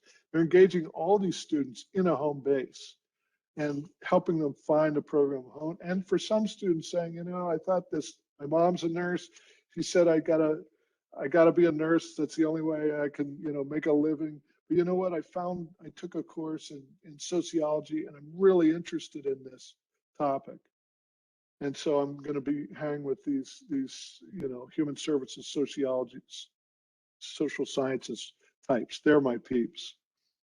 And hopefully my mom won't, you know, will live with it. But what's most important is what works for me. Ask Connect is really important. Relationships are important. But just as important, probably of paramount importance, if there's one thing that of all these four things that are most important from the research, it's this one. It's every student needs to have a light the fire learning experience on issues of interest to them in the first term. And trust me, I say this with huge humility, knowing our students, knowing how poorly prepared and how under-resourced and their education has been for most of them coming in. On the other hand, the fact that they've come to us and what they deal with in their lives, you know, we have it rough, but, you know, shows that these students have grit. They've got gumption. So we've got to build on that by putting and supporting the faculty teaching these 101 foundation courses to light the fire. These courses define the college experience for students. If it looks like high school, they're going to be gone.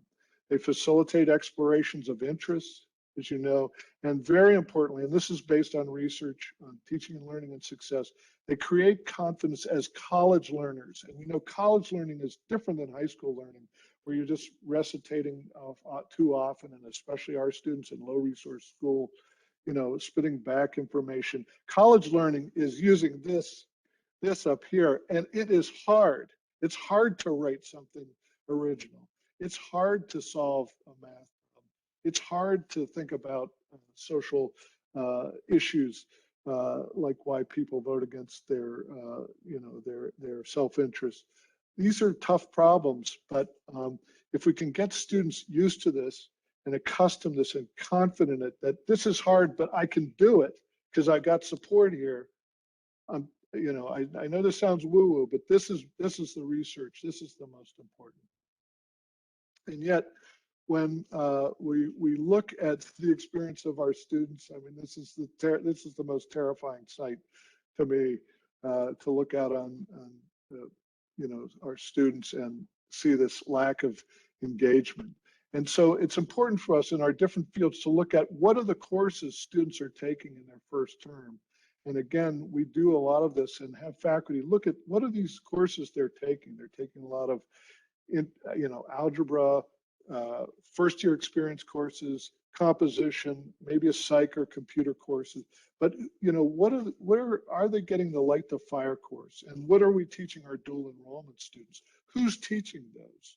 And what matters, frankly, is as much more is the quality of teaching, the engagement of teaching, and than the subject matter. And of course, this engagement comes not just through learning in the classroom. This is from Sinclair Community College in Dayton, Ohio, where early students in their first year are encouraged to do service learning. And these are profiles from service learning experiences of students. And you can't see it, you really got to check out this website, but these are color coded, you see, and those colors stand for different career and academic communities at the college. So again, I say this with huge humility. It's easy to say light the fire, but this is hard work, both in terms of thinking about the curriculum, but we, you know, faculty in these need to be supported, and doing it online, if we have to, is even more difficult and challenging. So really, this is where I saw a lot of your workshops focused on active learning, on experiential learning. This is where we got to really focus our attention, because if we don't, we lose them. If we can do this, if we can inspire students, they'll do anything and they'll blow our minds.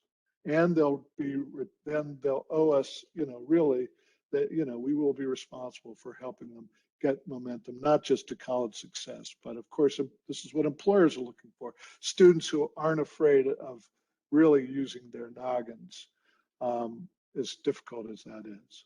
And then finally, we should not be taking students' money unless they have a plan. We talked to so many students who really, you know, they've been at college, they've been there for 2 years, they don't know really how much more they have to complete. They're not quite clear about their outcomes. We can't have that, and especially our students, as under-resourced as they are, as fragile as their lives are, we have to help them develop a plan. And it should cover, by the end of the first term, they got to have a plan that covers their whole program, and ideally indicates where where the program leads in terms of jobs and/or transfer in a major. It has to be customized to the credits they bring in, and it's got to be easily accessible. We find that students who see their plans, and students love these plans, having a plan, it motivates them. So when they see, well, my plan at this rate, it's going to take 4 years to finish an associate degree. I can't do this. So let's work. My advisor works with me, and I'll take J terms, and I'll take summer courses. I'll have my mom watch my kid in the summer so I can take 9 credits instead of 6 in the summer. And I'm going to finish this sucker in 3 years, and then transfer to New Jersey City or NJIT and finish my bachelor's in an additional 3 years, going part-time while working and having a kid. Got to have this plan. again, the students who are least likely to have these experiences. And if you notice these experiences, ask, connect, inspire, plan. This is what privileged students, our kids and people from our family, the kind of supports they get from schools and families. But most of the students coming for us, certainly underserved students, students of color, but poorly served by our system, adult students who are returning after a long time, military students, international students. We need to really focus our efforts in the Ask, Connect, Inspire plan on these students and adapt the ask, especially to, I mean, the ask you give to an adult student returning at 32 with 2 kids and, you know, single parent and looking to get into employment is going to be different than when you have the conversation you have with the high school student. But still, that effort of connecting with them on what it is you're good at, and I see, you know, you worked in this field. You know, you got to talk to our folks in this area who really, I think you connect with, and they'll help you take that tough 101 courses, and they'll help you get a plan.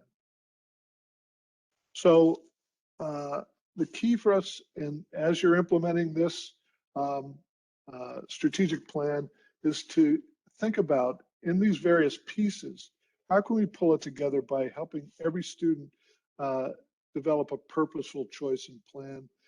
Very importantly, what activities and experiences can we do to help build connections with people in fields of interest to them early on? Too often, you know, by the time most students get to the point where they're taking a course in a field of interest, many of the students have already been washed out. How can we ensure, and this is the biggie, that every student takes an inspiring college level course in their first term? And how can we support the faculty teaching those? Because this is hard to do with students who have not been well served. And then how can we personalize this, ask, connect, inspire experiences to different groups of students and different individual students? We have online a workshop and a workshop guide that you can look at and customize. It has templates, it has data templates, a lot of things, exercises that you guys can customize as part of your professional development to your work. Take it, steal it, adapt it, we don't care. We also have this summer, I mentioned to Alyssa and your folks, a 2-week online institute in which we focus on developing a message and a sort of a mindset to take back to your college to really get folks in the Ask, Connect, Inspire mindset, which we find once people have the mindset, then they'll come up with creative ways to do this, and it syncs perfectly with this masterful master plan, strategic plan that you guys have developed. So we've got some time for comments, rebuttals, harangues. I'm especially interested in hearing about what you're doing and planning to do, and you know, how these ideas fit or maybe don't fit with you know, what you've already got going, and how maybe this can help shape those.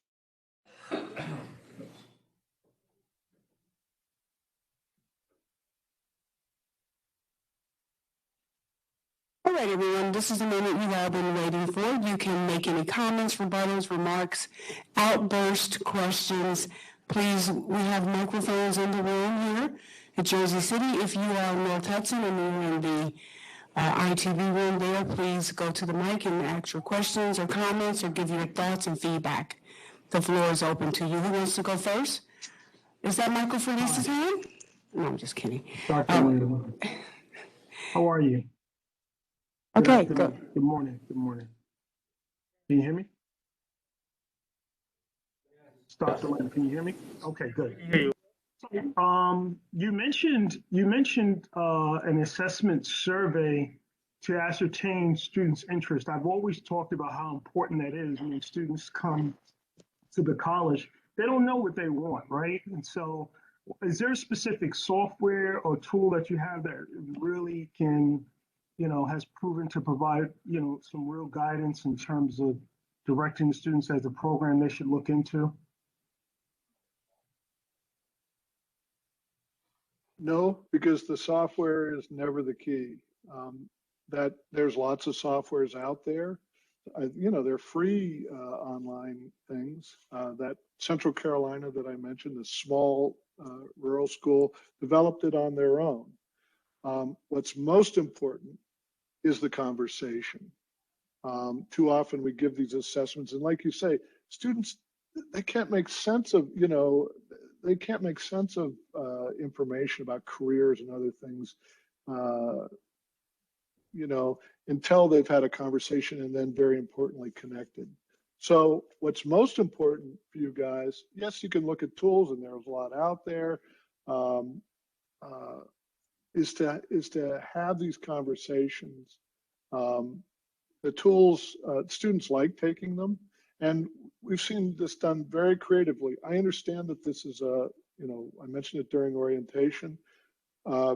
I've seen this done in groups of students during orientations or in first-year experiences where everyone takes it, and you have a discussion with students, a group discussion with students about hearing about people's backgrounds and what they're really good at.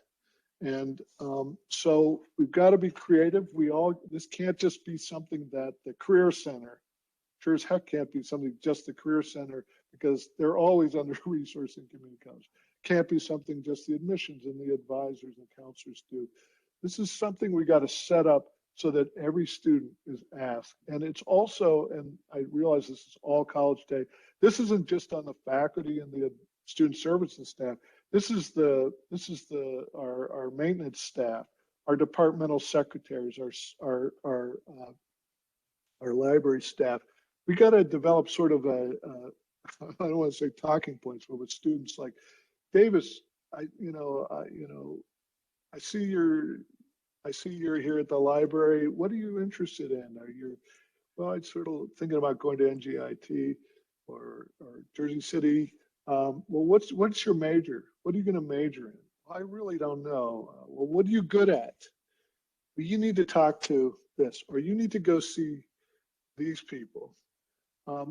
We all have to have these ask conversations with students along these same lines, because they're not going to, based on an initial assessment. What I'm also saying is this process by which students find a fit, their people, and gain confidence isn't going to happen through an advising session. It doesn't happen once. It's a developmental process. It's a learning process. And what I'm also saying, the subtext of what I'm saying is this is precisely what privileged people and our children get, this learning process where we help our children network and give them experiences. Our children, and I know they're not children, our students come from families who don't have the resources to do that. So we have to become those askers and the networkers for them. And it's such a transformational experience. It happens all the time now, I know, with many students, the students who succeed there. But we have to think about how, with very few resources, we can begin to do this collectively and get everyone involved.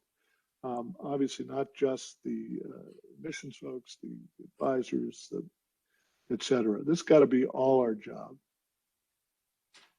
Thank you very much, because it is very important, I think, to the success of any student to really have a connection with somebody at the college, whoever it is, whether it's a counselor or a registrar or a professor, right? That level of intimacy allows that student to be vulnerable or share their thoughts and ideas, and we can provide support wherever necessary. So thank you for that point. I would say just use whatever you got. You may have something already in terms of tools, but the big thing is, how can we organize to get people this mindset?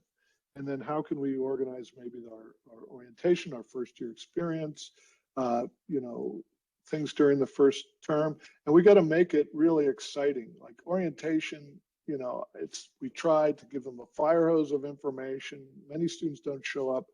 If you have a local police chief, or if you have, I was at one of these things in Jackson College in Michigan, where it was about liberal arts, our field, my field, or the field I studied, and they had a tattoo artist who transformed gang tattoos and sex slaves tattoos in people who've been sex slaves into, you know, something of beauty.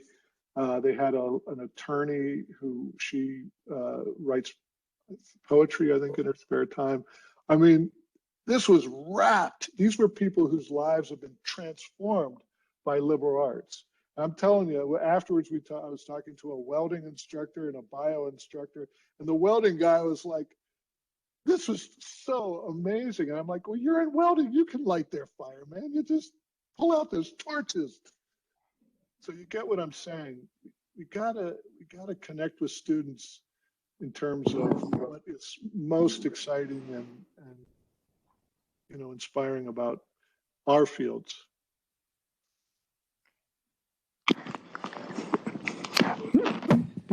Davis, thank you so much for this. It's really, really helpful information and dovetails so much with what the work we're doing with Achieving the Dream and college-wide.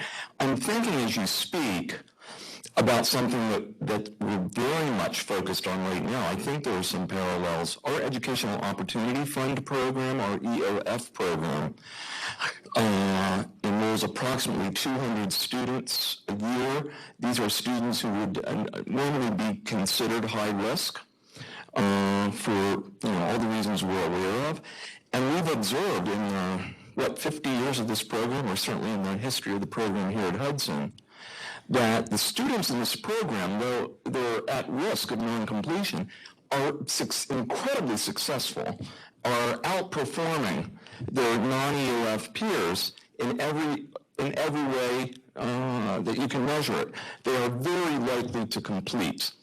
And yet the funding we receive for this, which requires high touch, high impact work with students, is only really adequate to serve about 200 students. So we have, as a college community, as part of our conversation around student success and continuous improvement, have been thinking, how can we scale the successful elements of the EOF program to all students or to a larger number of students? And the things you're talking about, although I'm not sure if what we're talking about in EOF is as integrated with the in-class experience as perhaps it can be, and others may be able to speak to this. But what's the secret sauce? I think it's things like students start in an intensive summer experience before they even begin. They develop camaraderie. They have intimate contact with their advisors who have who have a relatively few number of students, so that they can have constant contact, and the students are engaging in these kinds of conversations. They're going on high-impact kinds of field trips early on in their experience. I think it's the stuff you're talking about, Davis, and so one of the things we're doing, and I'd be interested in your thoughts, but also those of others involved in this work, is we decided now, the challenge always seems to be you have to have lead funding to try to scale this up because it requires person power. And that funding never seems to be there, even though there's reason to believe if we invested in making these experiences possible for more students, we would have likely much greater retention and completion rates. And so what we've done, Davis, is taken some federal stimulus funding and have invested in a scale-up of this. We've hired 6 or 7 new full-time staff, and we have brought in 700 first-time, full-time, I believe, freshmen beyond what we serve in EOF.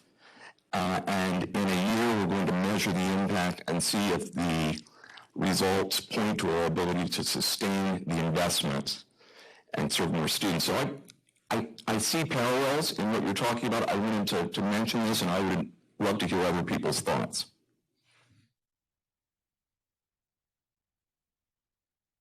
That's exactly what I'm talking about. Scaling EOF, scaling TRIO, but adding the dimension of connecting to a field, a program of study, and having better integration with the in-classroom experience. That doesn't mean we don't need EOF. We do. EOF is the intensive support, but the question is, how can we reorganize to, to be able to provide this to all students? And a number of things that colleges have done have organized around meta majors, embedded advisors in the meta major, rather than having a whole lot of generic advisors generalist advisors, sorry, who so if you're embedded in a field, I know the healthcare jobs, I know the criminal justice jobs, I go to faculty meetings, et cetera. And then very importantly, having faculty and others in that field identify the 101 like the fire courses and really put a lot of support for the faculty and the students in those light the fire courses in particular programs. But it's exactly what I'm talking about, how to do this at scale with no money. And I think your investment of the stimulus money is right on. You have a Title V that's, we need to figure out how to get Latinx and ESL students into these, sorry, not just Latinx, sorry, ESL students into these programs of study. That's exactly what I'm talking about. We have Victor Morosi with his hand raised.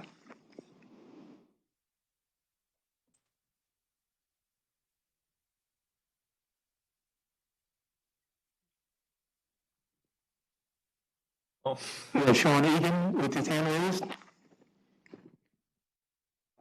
Let's see. Yeah, hi.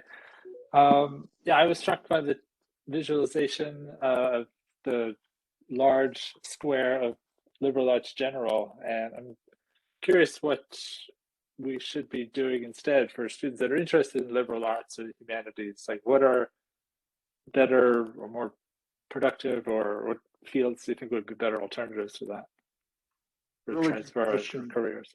Because I'm a huge liberal arts fan of the liberal arts, and a couple things. We need to, so what colleges have generally done have organized programs around fields: English, arts, humanities, social and behavioral sciences, and STEM, which are different fields, and introduce students to those fields, sort of separately in different ways. Again, at large scale, when you look at those home bases, and we can send you a lot of examples of colleges that have organized around these ways. We suggest that liberal studies is like 60 credits in a grab bag of concentration areas, but that's not what a liberal arts lower division is when you go to a university in liberal arts. So it's start selling English, arts, and humanities, start communicating to students that social and behavioral sciences is a different sort of field, and certainly STEM, which I think you've got a good ground to do so. Start early on, engaging students in high school, students coming in, your adult basic education students, your ESL students, and think about sort of pre-majors. You don't have to develop new degrees. I'm not talking about new degrees. What matters most is that the student is connected in a program. And then engage your folks in liberal arts at your local, your partner institutions. Bring in people like me and others more inspiring than me, whose lives have been transformed. And someone mentioned, these are great comments, by the way, something a teacher can do, especially in the intro courses, which I've, my colleague Diego Navarro, who's really an expert in teaching truly underserved students, says, you got to create a connection, and this as teachers with students, have a discussion about, what people's interests are and where your background is. And if we had a liberal arts background, we can talk about that as well. And if we connect with students, so in other words, it's thinking about these fields, as sort of pre-major fields, all of which have similar bachelor's or lower division requirements. And then beginning to do stuff to develop a sense of community and recognizing, as I think was made in the comments, that we as teachers, as the faculty, the students are looking foremost to us, can, through our own experiences, help bring alive a field and expose our students to fields they didn't know about, and show that you can major in English and history and or social and have a life, have a great career. You'll probably have to go to graduate school. You need skills, but we don't do enough to sell the liberal arts. And general studies is not liberal arts, and students who try to transfer end up having to take too many credits. Right. I guess could look. You said you were going to share it. I could look at what those corresponding majors were for NJCU or the colleges, right? At what majors people are taking and the. Okay, let me. Where they're going in terms of. Well, I think you mentioned that, just looking at what programs the transfer institutions have, what 4-year degrees, that we want to make sure we're preparing them for. Yeah, thanks. Yep, sure. Here's the link to that tool. If I can do it. Take a look at. And if you have questions, just email me. We can help you with that. But it's really to begin these conversations.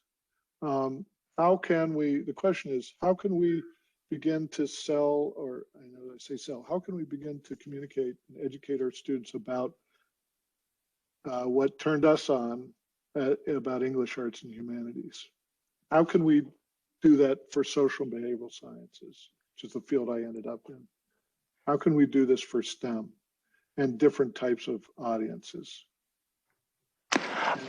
I think if you come at this collectively, you'll come up with stuff that I never would think of. So, Dr. Jenkins, we have a question in the chat.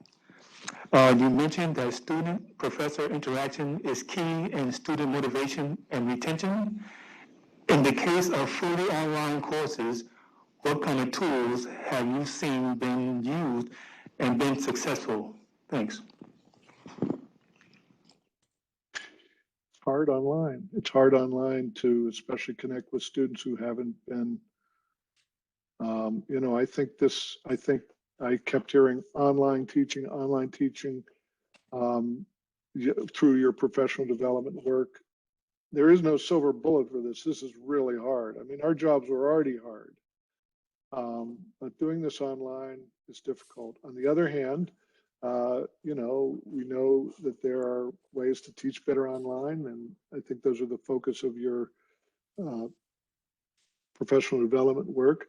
I would argue, let's do it strategically. Obviously, we want every class to be inspiring, but because we lose so many students early on, let's decide for students with different, in different fields, let's decide on, at least initially, some courses that we're going to really invest in so that we can inspire students, give them that confidence so that they'll stick around and can take our higher level courses. There's no easy fix here. I think what you've got planned in terms of professional development to do, not just teaching online, but advising online is the way to go. I'm just saying, because we have limited resources, think about it strategically, especially in terms of those program foundation courses. But it ain't easy. Online works best for students who are already confident learners, who are already motivated, who already have a plan, and who have a space where they, like us, or like I should say, who can, have a space where I can do online interactions without, my kids, my 5- and 6-year-old kids online.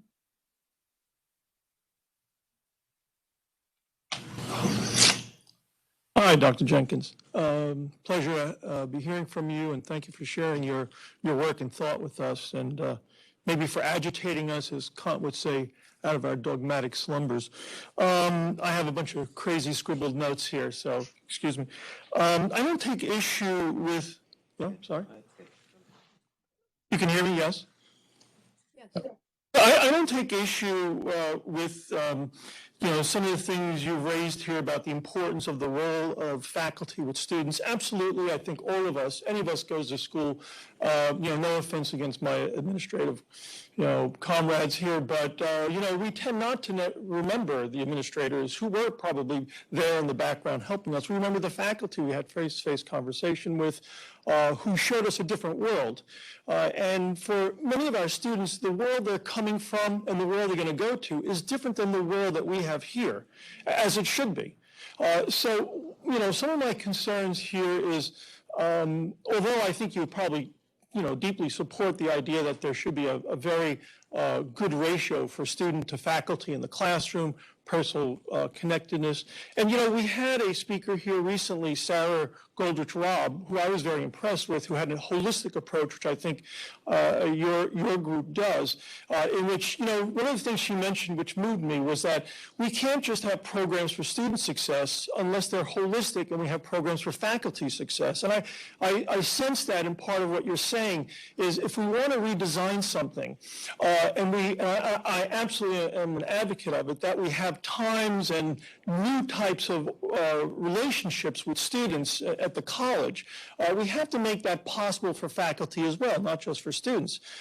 Colleges are under the gun here for many, many years. Lack of funding, that's no small part of how that has changed us, and even how it has changed, I think, the sermon you're bringing here about plugging students into careers and jobs, which brings me to part of my critique, and I don't want to set you up as a straw man in an argument you're not looking to defend, but it's kind of an open question in a way. I mean, my concern with some of these issues are issues about technocratic responses to our much broader historical, social, and cultural problems. I mean, I went to school as a working class kid. Nobody in my family went to school. I met faculty who were, totally influential for me. But I didn't go there to have a career, as probably many of us didn't. I learned my career through that, by stumbling, by trying, by failing, by succeeding.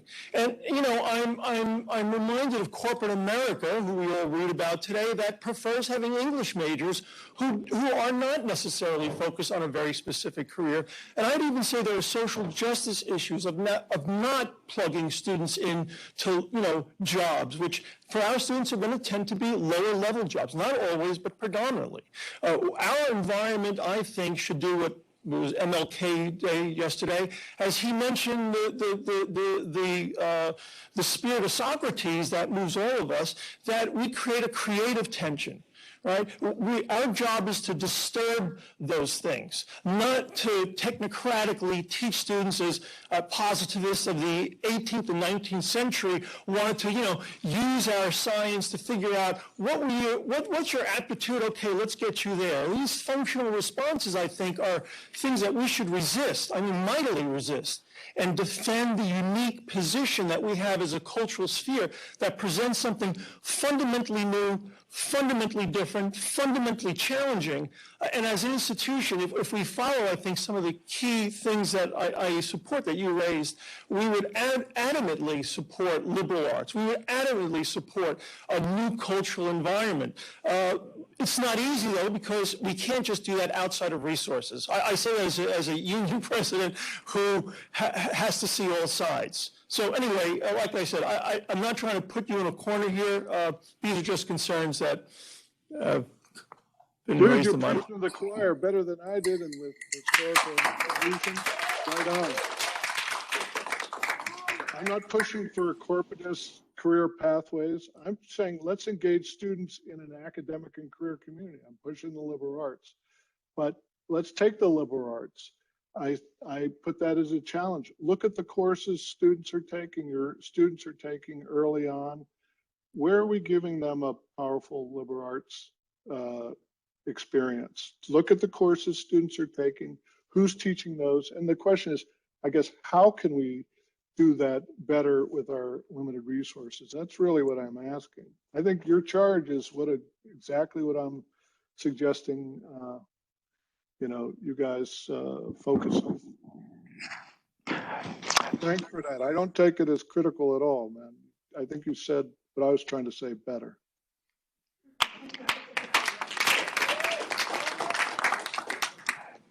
We have a raised hand, Tejo.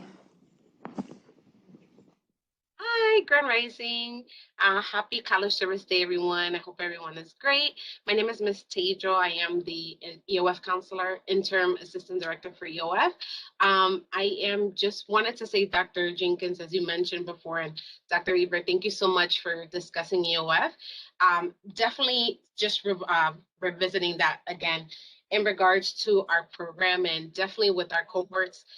What we've always done is having one counselor specifically overseeing one, for example, myself, I oversee STEM, I oversee nursing, which would be medical professional. Yes, and etc. So for my scholars, the collaboration is always with our departments, the nursing department, STEM, Dean Yearwood, etc., especially with Europe, with Mr. Harrison, and then ANY, which is America Needs You. So connecting our scholars. So that's something that we've definitely have seen that has been successful. And then with previously with Mr. Knight, working with Ms. Janine Nunes for culinary, etc. So these are things that we definitely look towards in creating our success of our program, working with Ms. Royal when it comes to recruitment, going out to like different high schools so that we can get ready for our summer programs, etc. So shout out to our EOF team and thank you so much for mentioning that. We truly appreciate it. Happy College Service Day to everyone.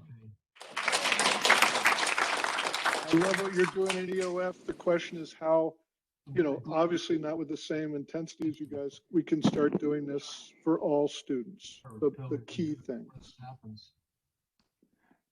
Mark Gomez has his hand raised.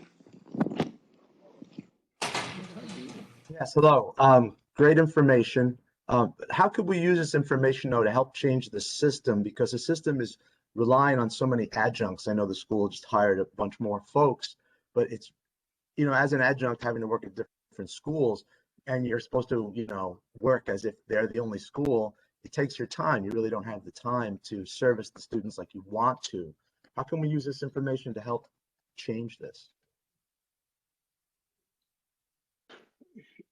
Another huge inequity. Let's just face it. Community colleges and broad access institutions have fewer resources to deal with precisely because you serve students of color and low income students. That's just a fact. And it's gotten worse. And, having adjunct professors, is not by choice. It's the reality, and because of the economic constraints. But this is a triage situation. We're really pushed to the limits. So we have to figure out how, strategically to use what resources we have, including and especially the adjunct faculty in this work. And we found that colleges that engage adjunct faculty in the professional development and pay them for this, I know that may or may not be in contracts. Adjunct faculty often have kind of connections that full-time faculty don't have, or certainly they have different connections, and they're teaching often the same course at your HCCC and maybe Rutgers or wherever. So we got to get everyone on board with this, with the resources remaining.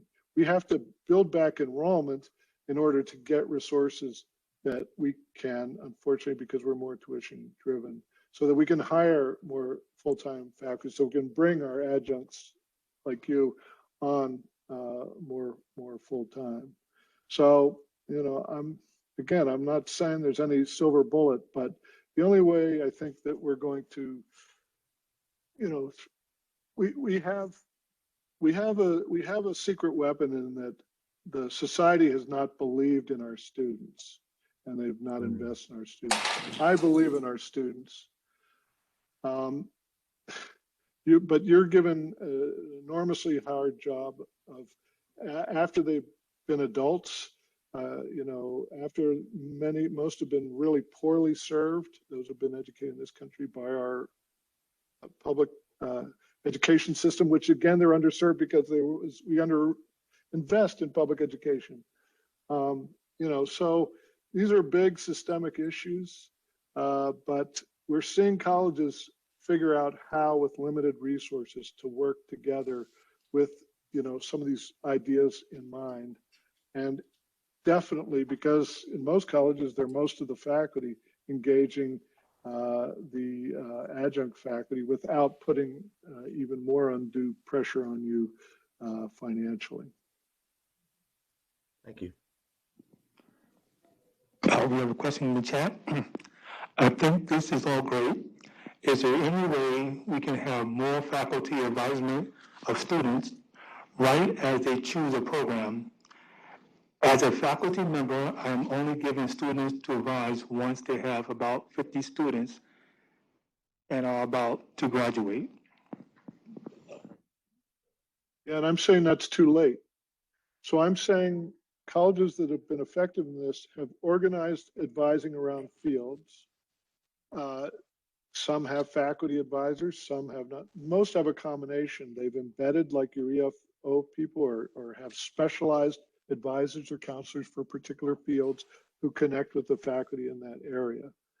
And they engage the faculty who want to. Not every faculty is good at advising or wants to do that. That's fine. But those that want to at least serve as coaches for students. What's your field? I mean, what was your field of study or your field that you teach? I'm sorry to get your name.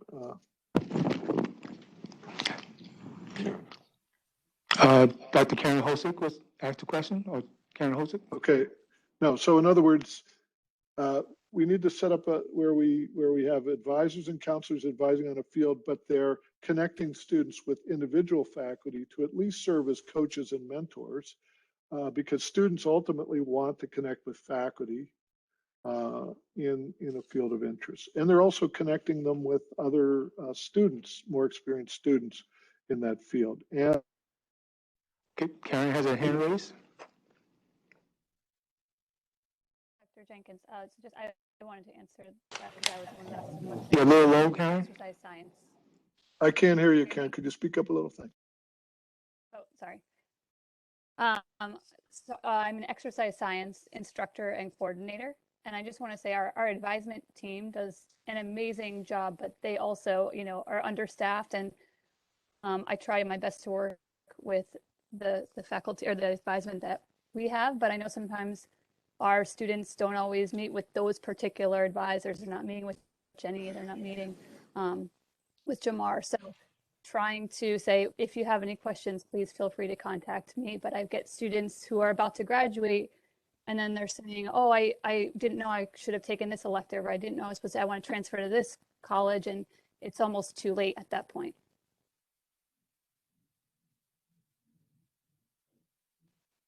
That's exactly right. I'm talking about how, with the limited resources we have, we can do this as systematically as possible.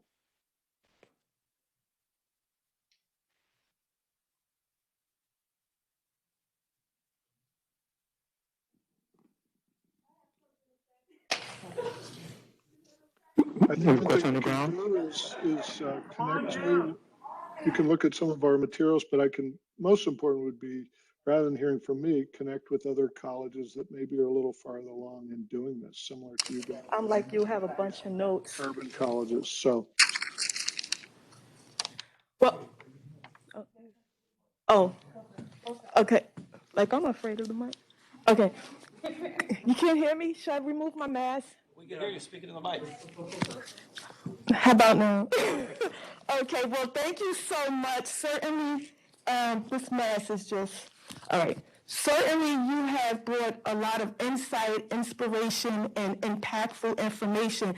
My name is Roy Maynard, and I am one of HCCC's admissions recruiter and also have the opportunity for almost like 6 years, I believe, as an instructor in the business culinary hospitality department. And so you emphasize throughout your presentation, light the fire. And so as a recruiter, when I'm going out, and also with Nakia and Janine as recruiters here, we have the opportunity to go into these high schools. And you reference building momentum and motivation. And so my territory, or a few of my high schools that I do go into, they get to see someone that looks like them. Now, in terms of undeserved, low income, first generation student, and even myself in past times was a single mother. And so I say all of that to say, yes, when we do enter into these high schools, I know myself as a recruiter, but I don't see myself as a recruiter when I walk through those doors, that those principals and guidance counselors or counselors enable me to speak to their students. I always ask them, what are their interests? Where do they see themselves after high school? Some would say, well, I'm going to go to college, and then some would say, I just want to work, right? Ultimately, I'm going to be a little transparent. So I was who they are, the students in there, in terms of single mom, low income, and I already referenced that. But when they see someone like me, they feel as though they can do it too. And I often reference to them, even though I'm coming into their high schools, I wasn't a high school graduate. I was someone who actually obtained her GED. And it took me 3 times to obtain it.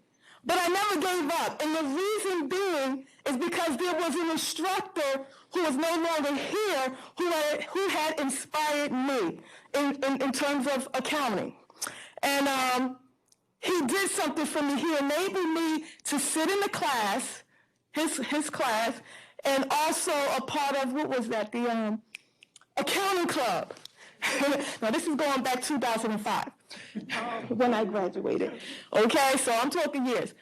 And the system is totally different from years to now.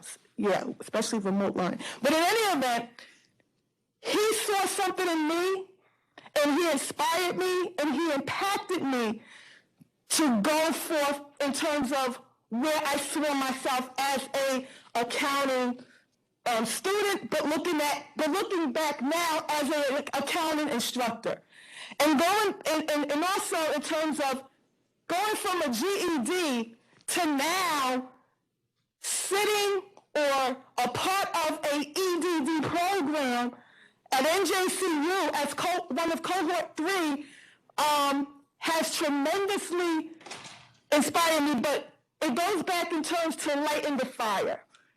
And so my fire has been lit, and it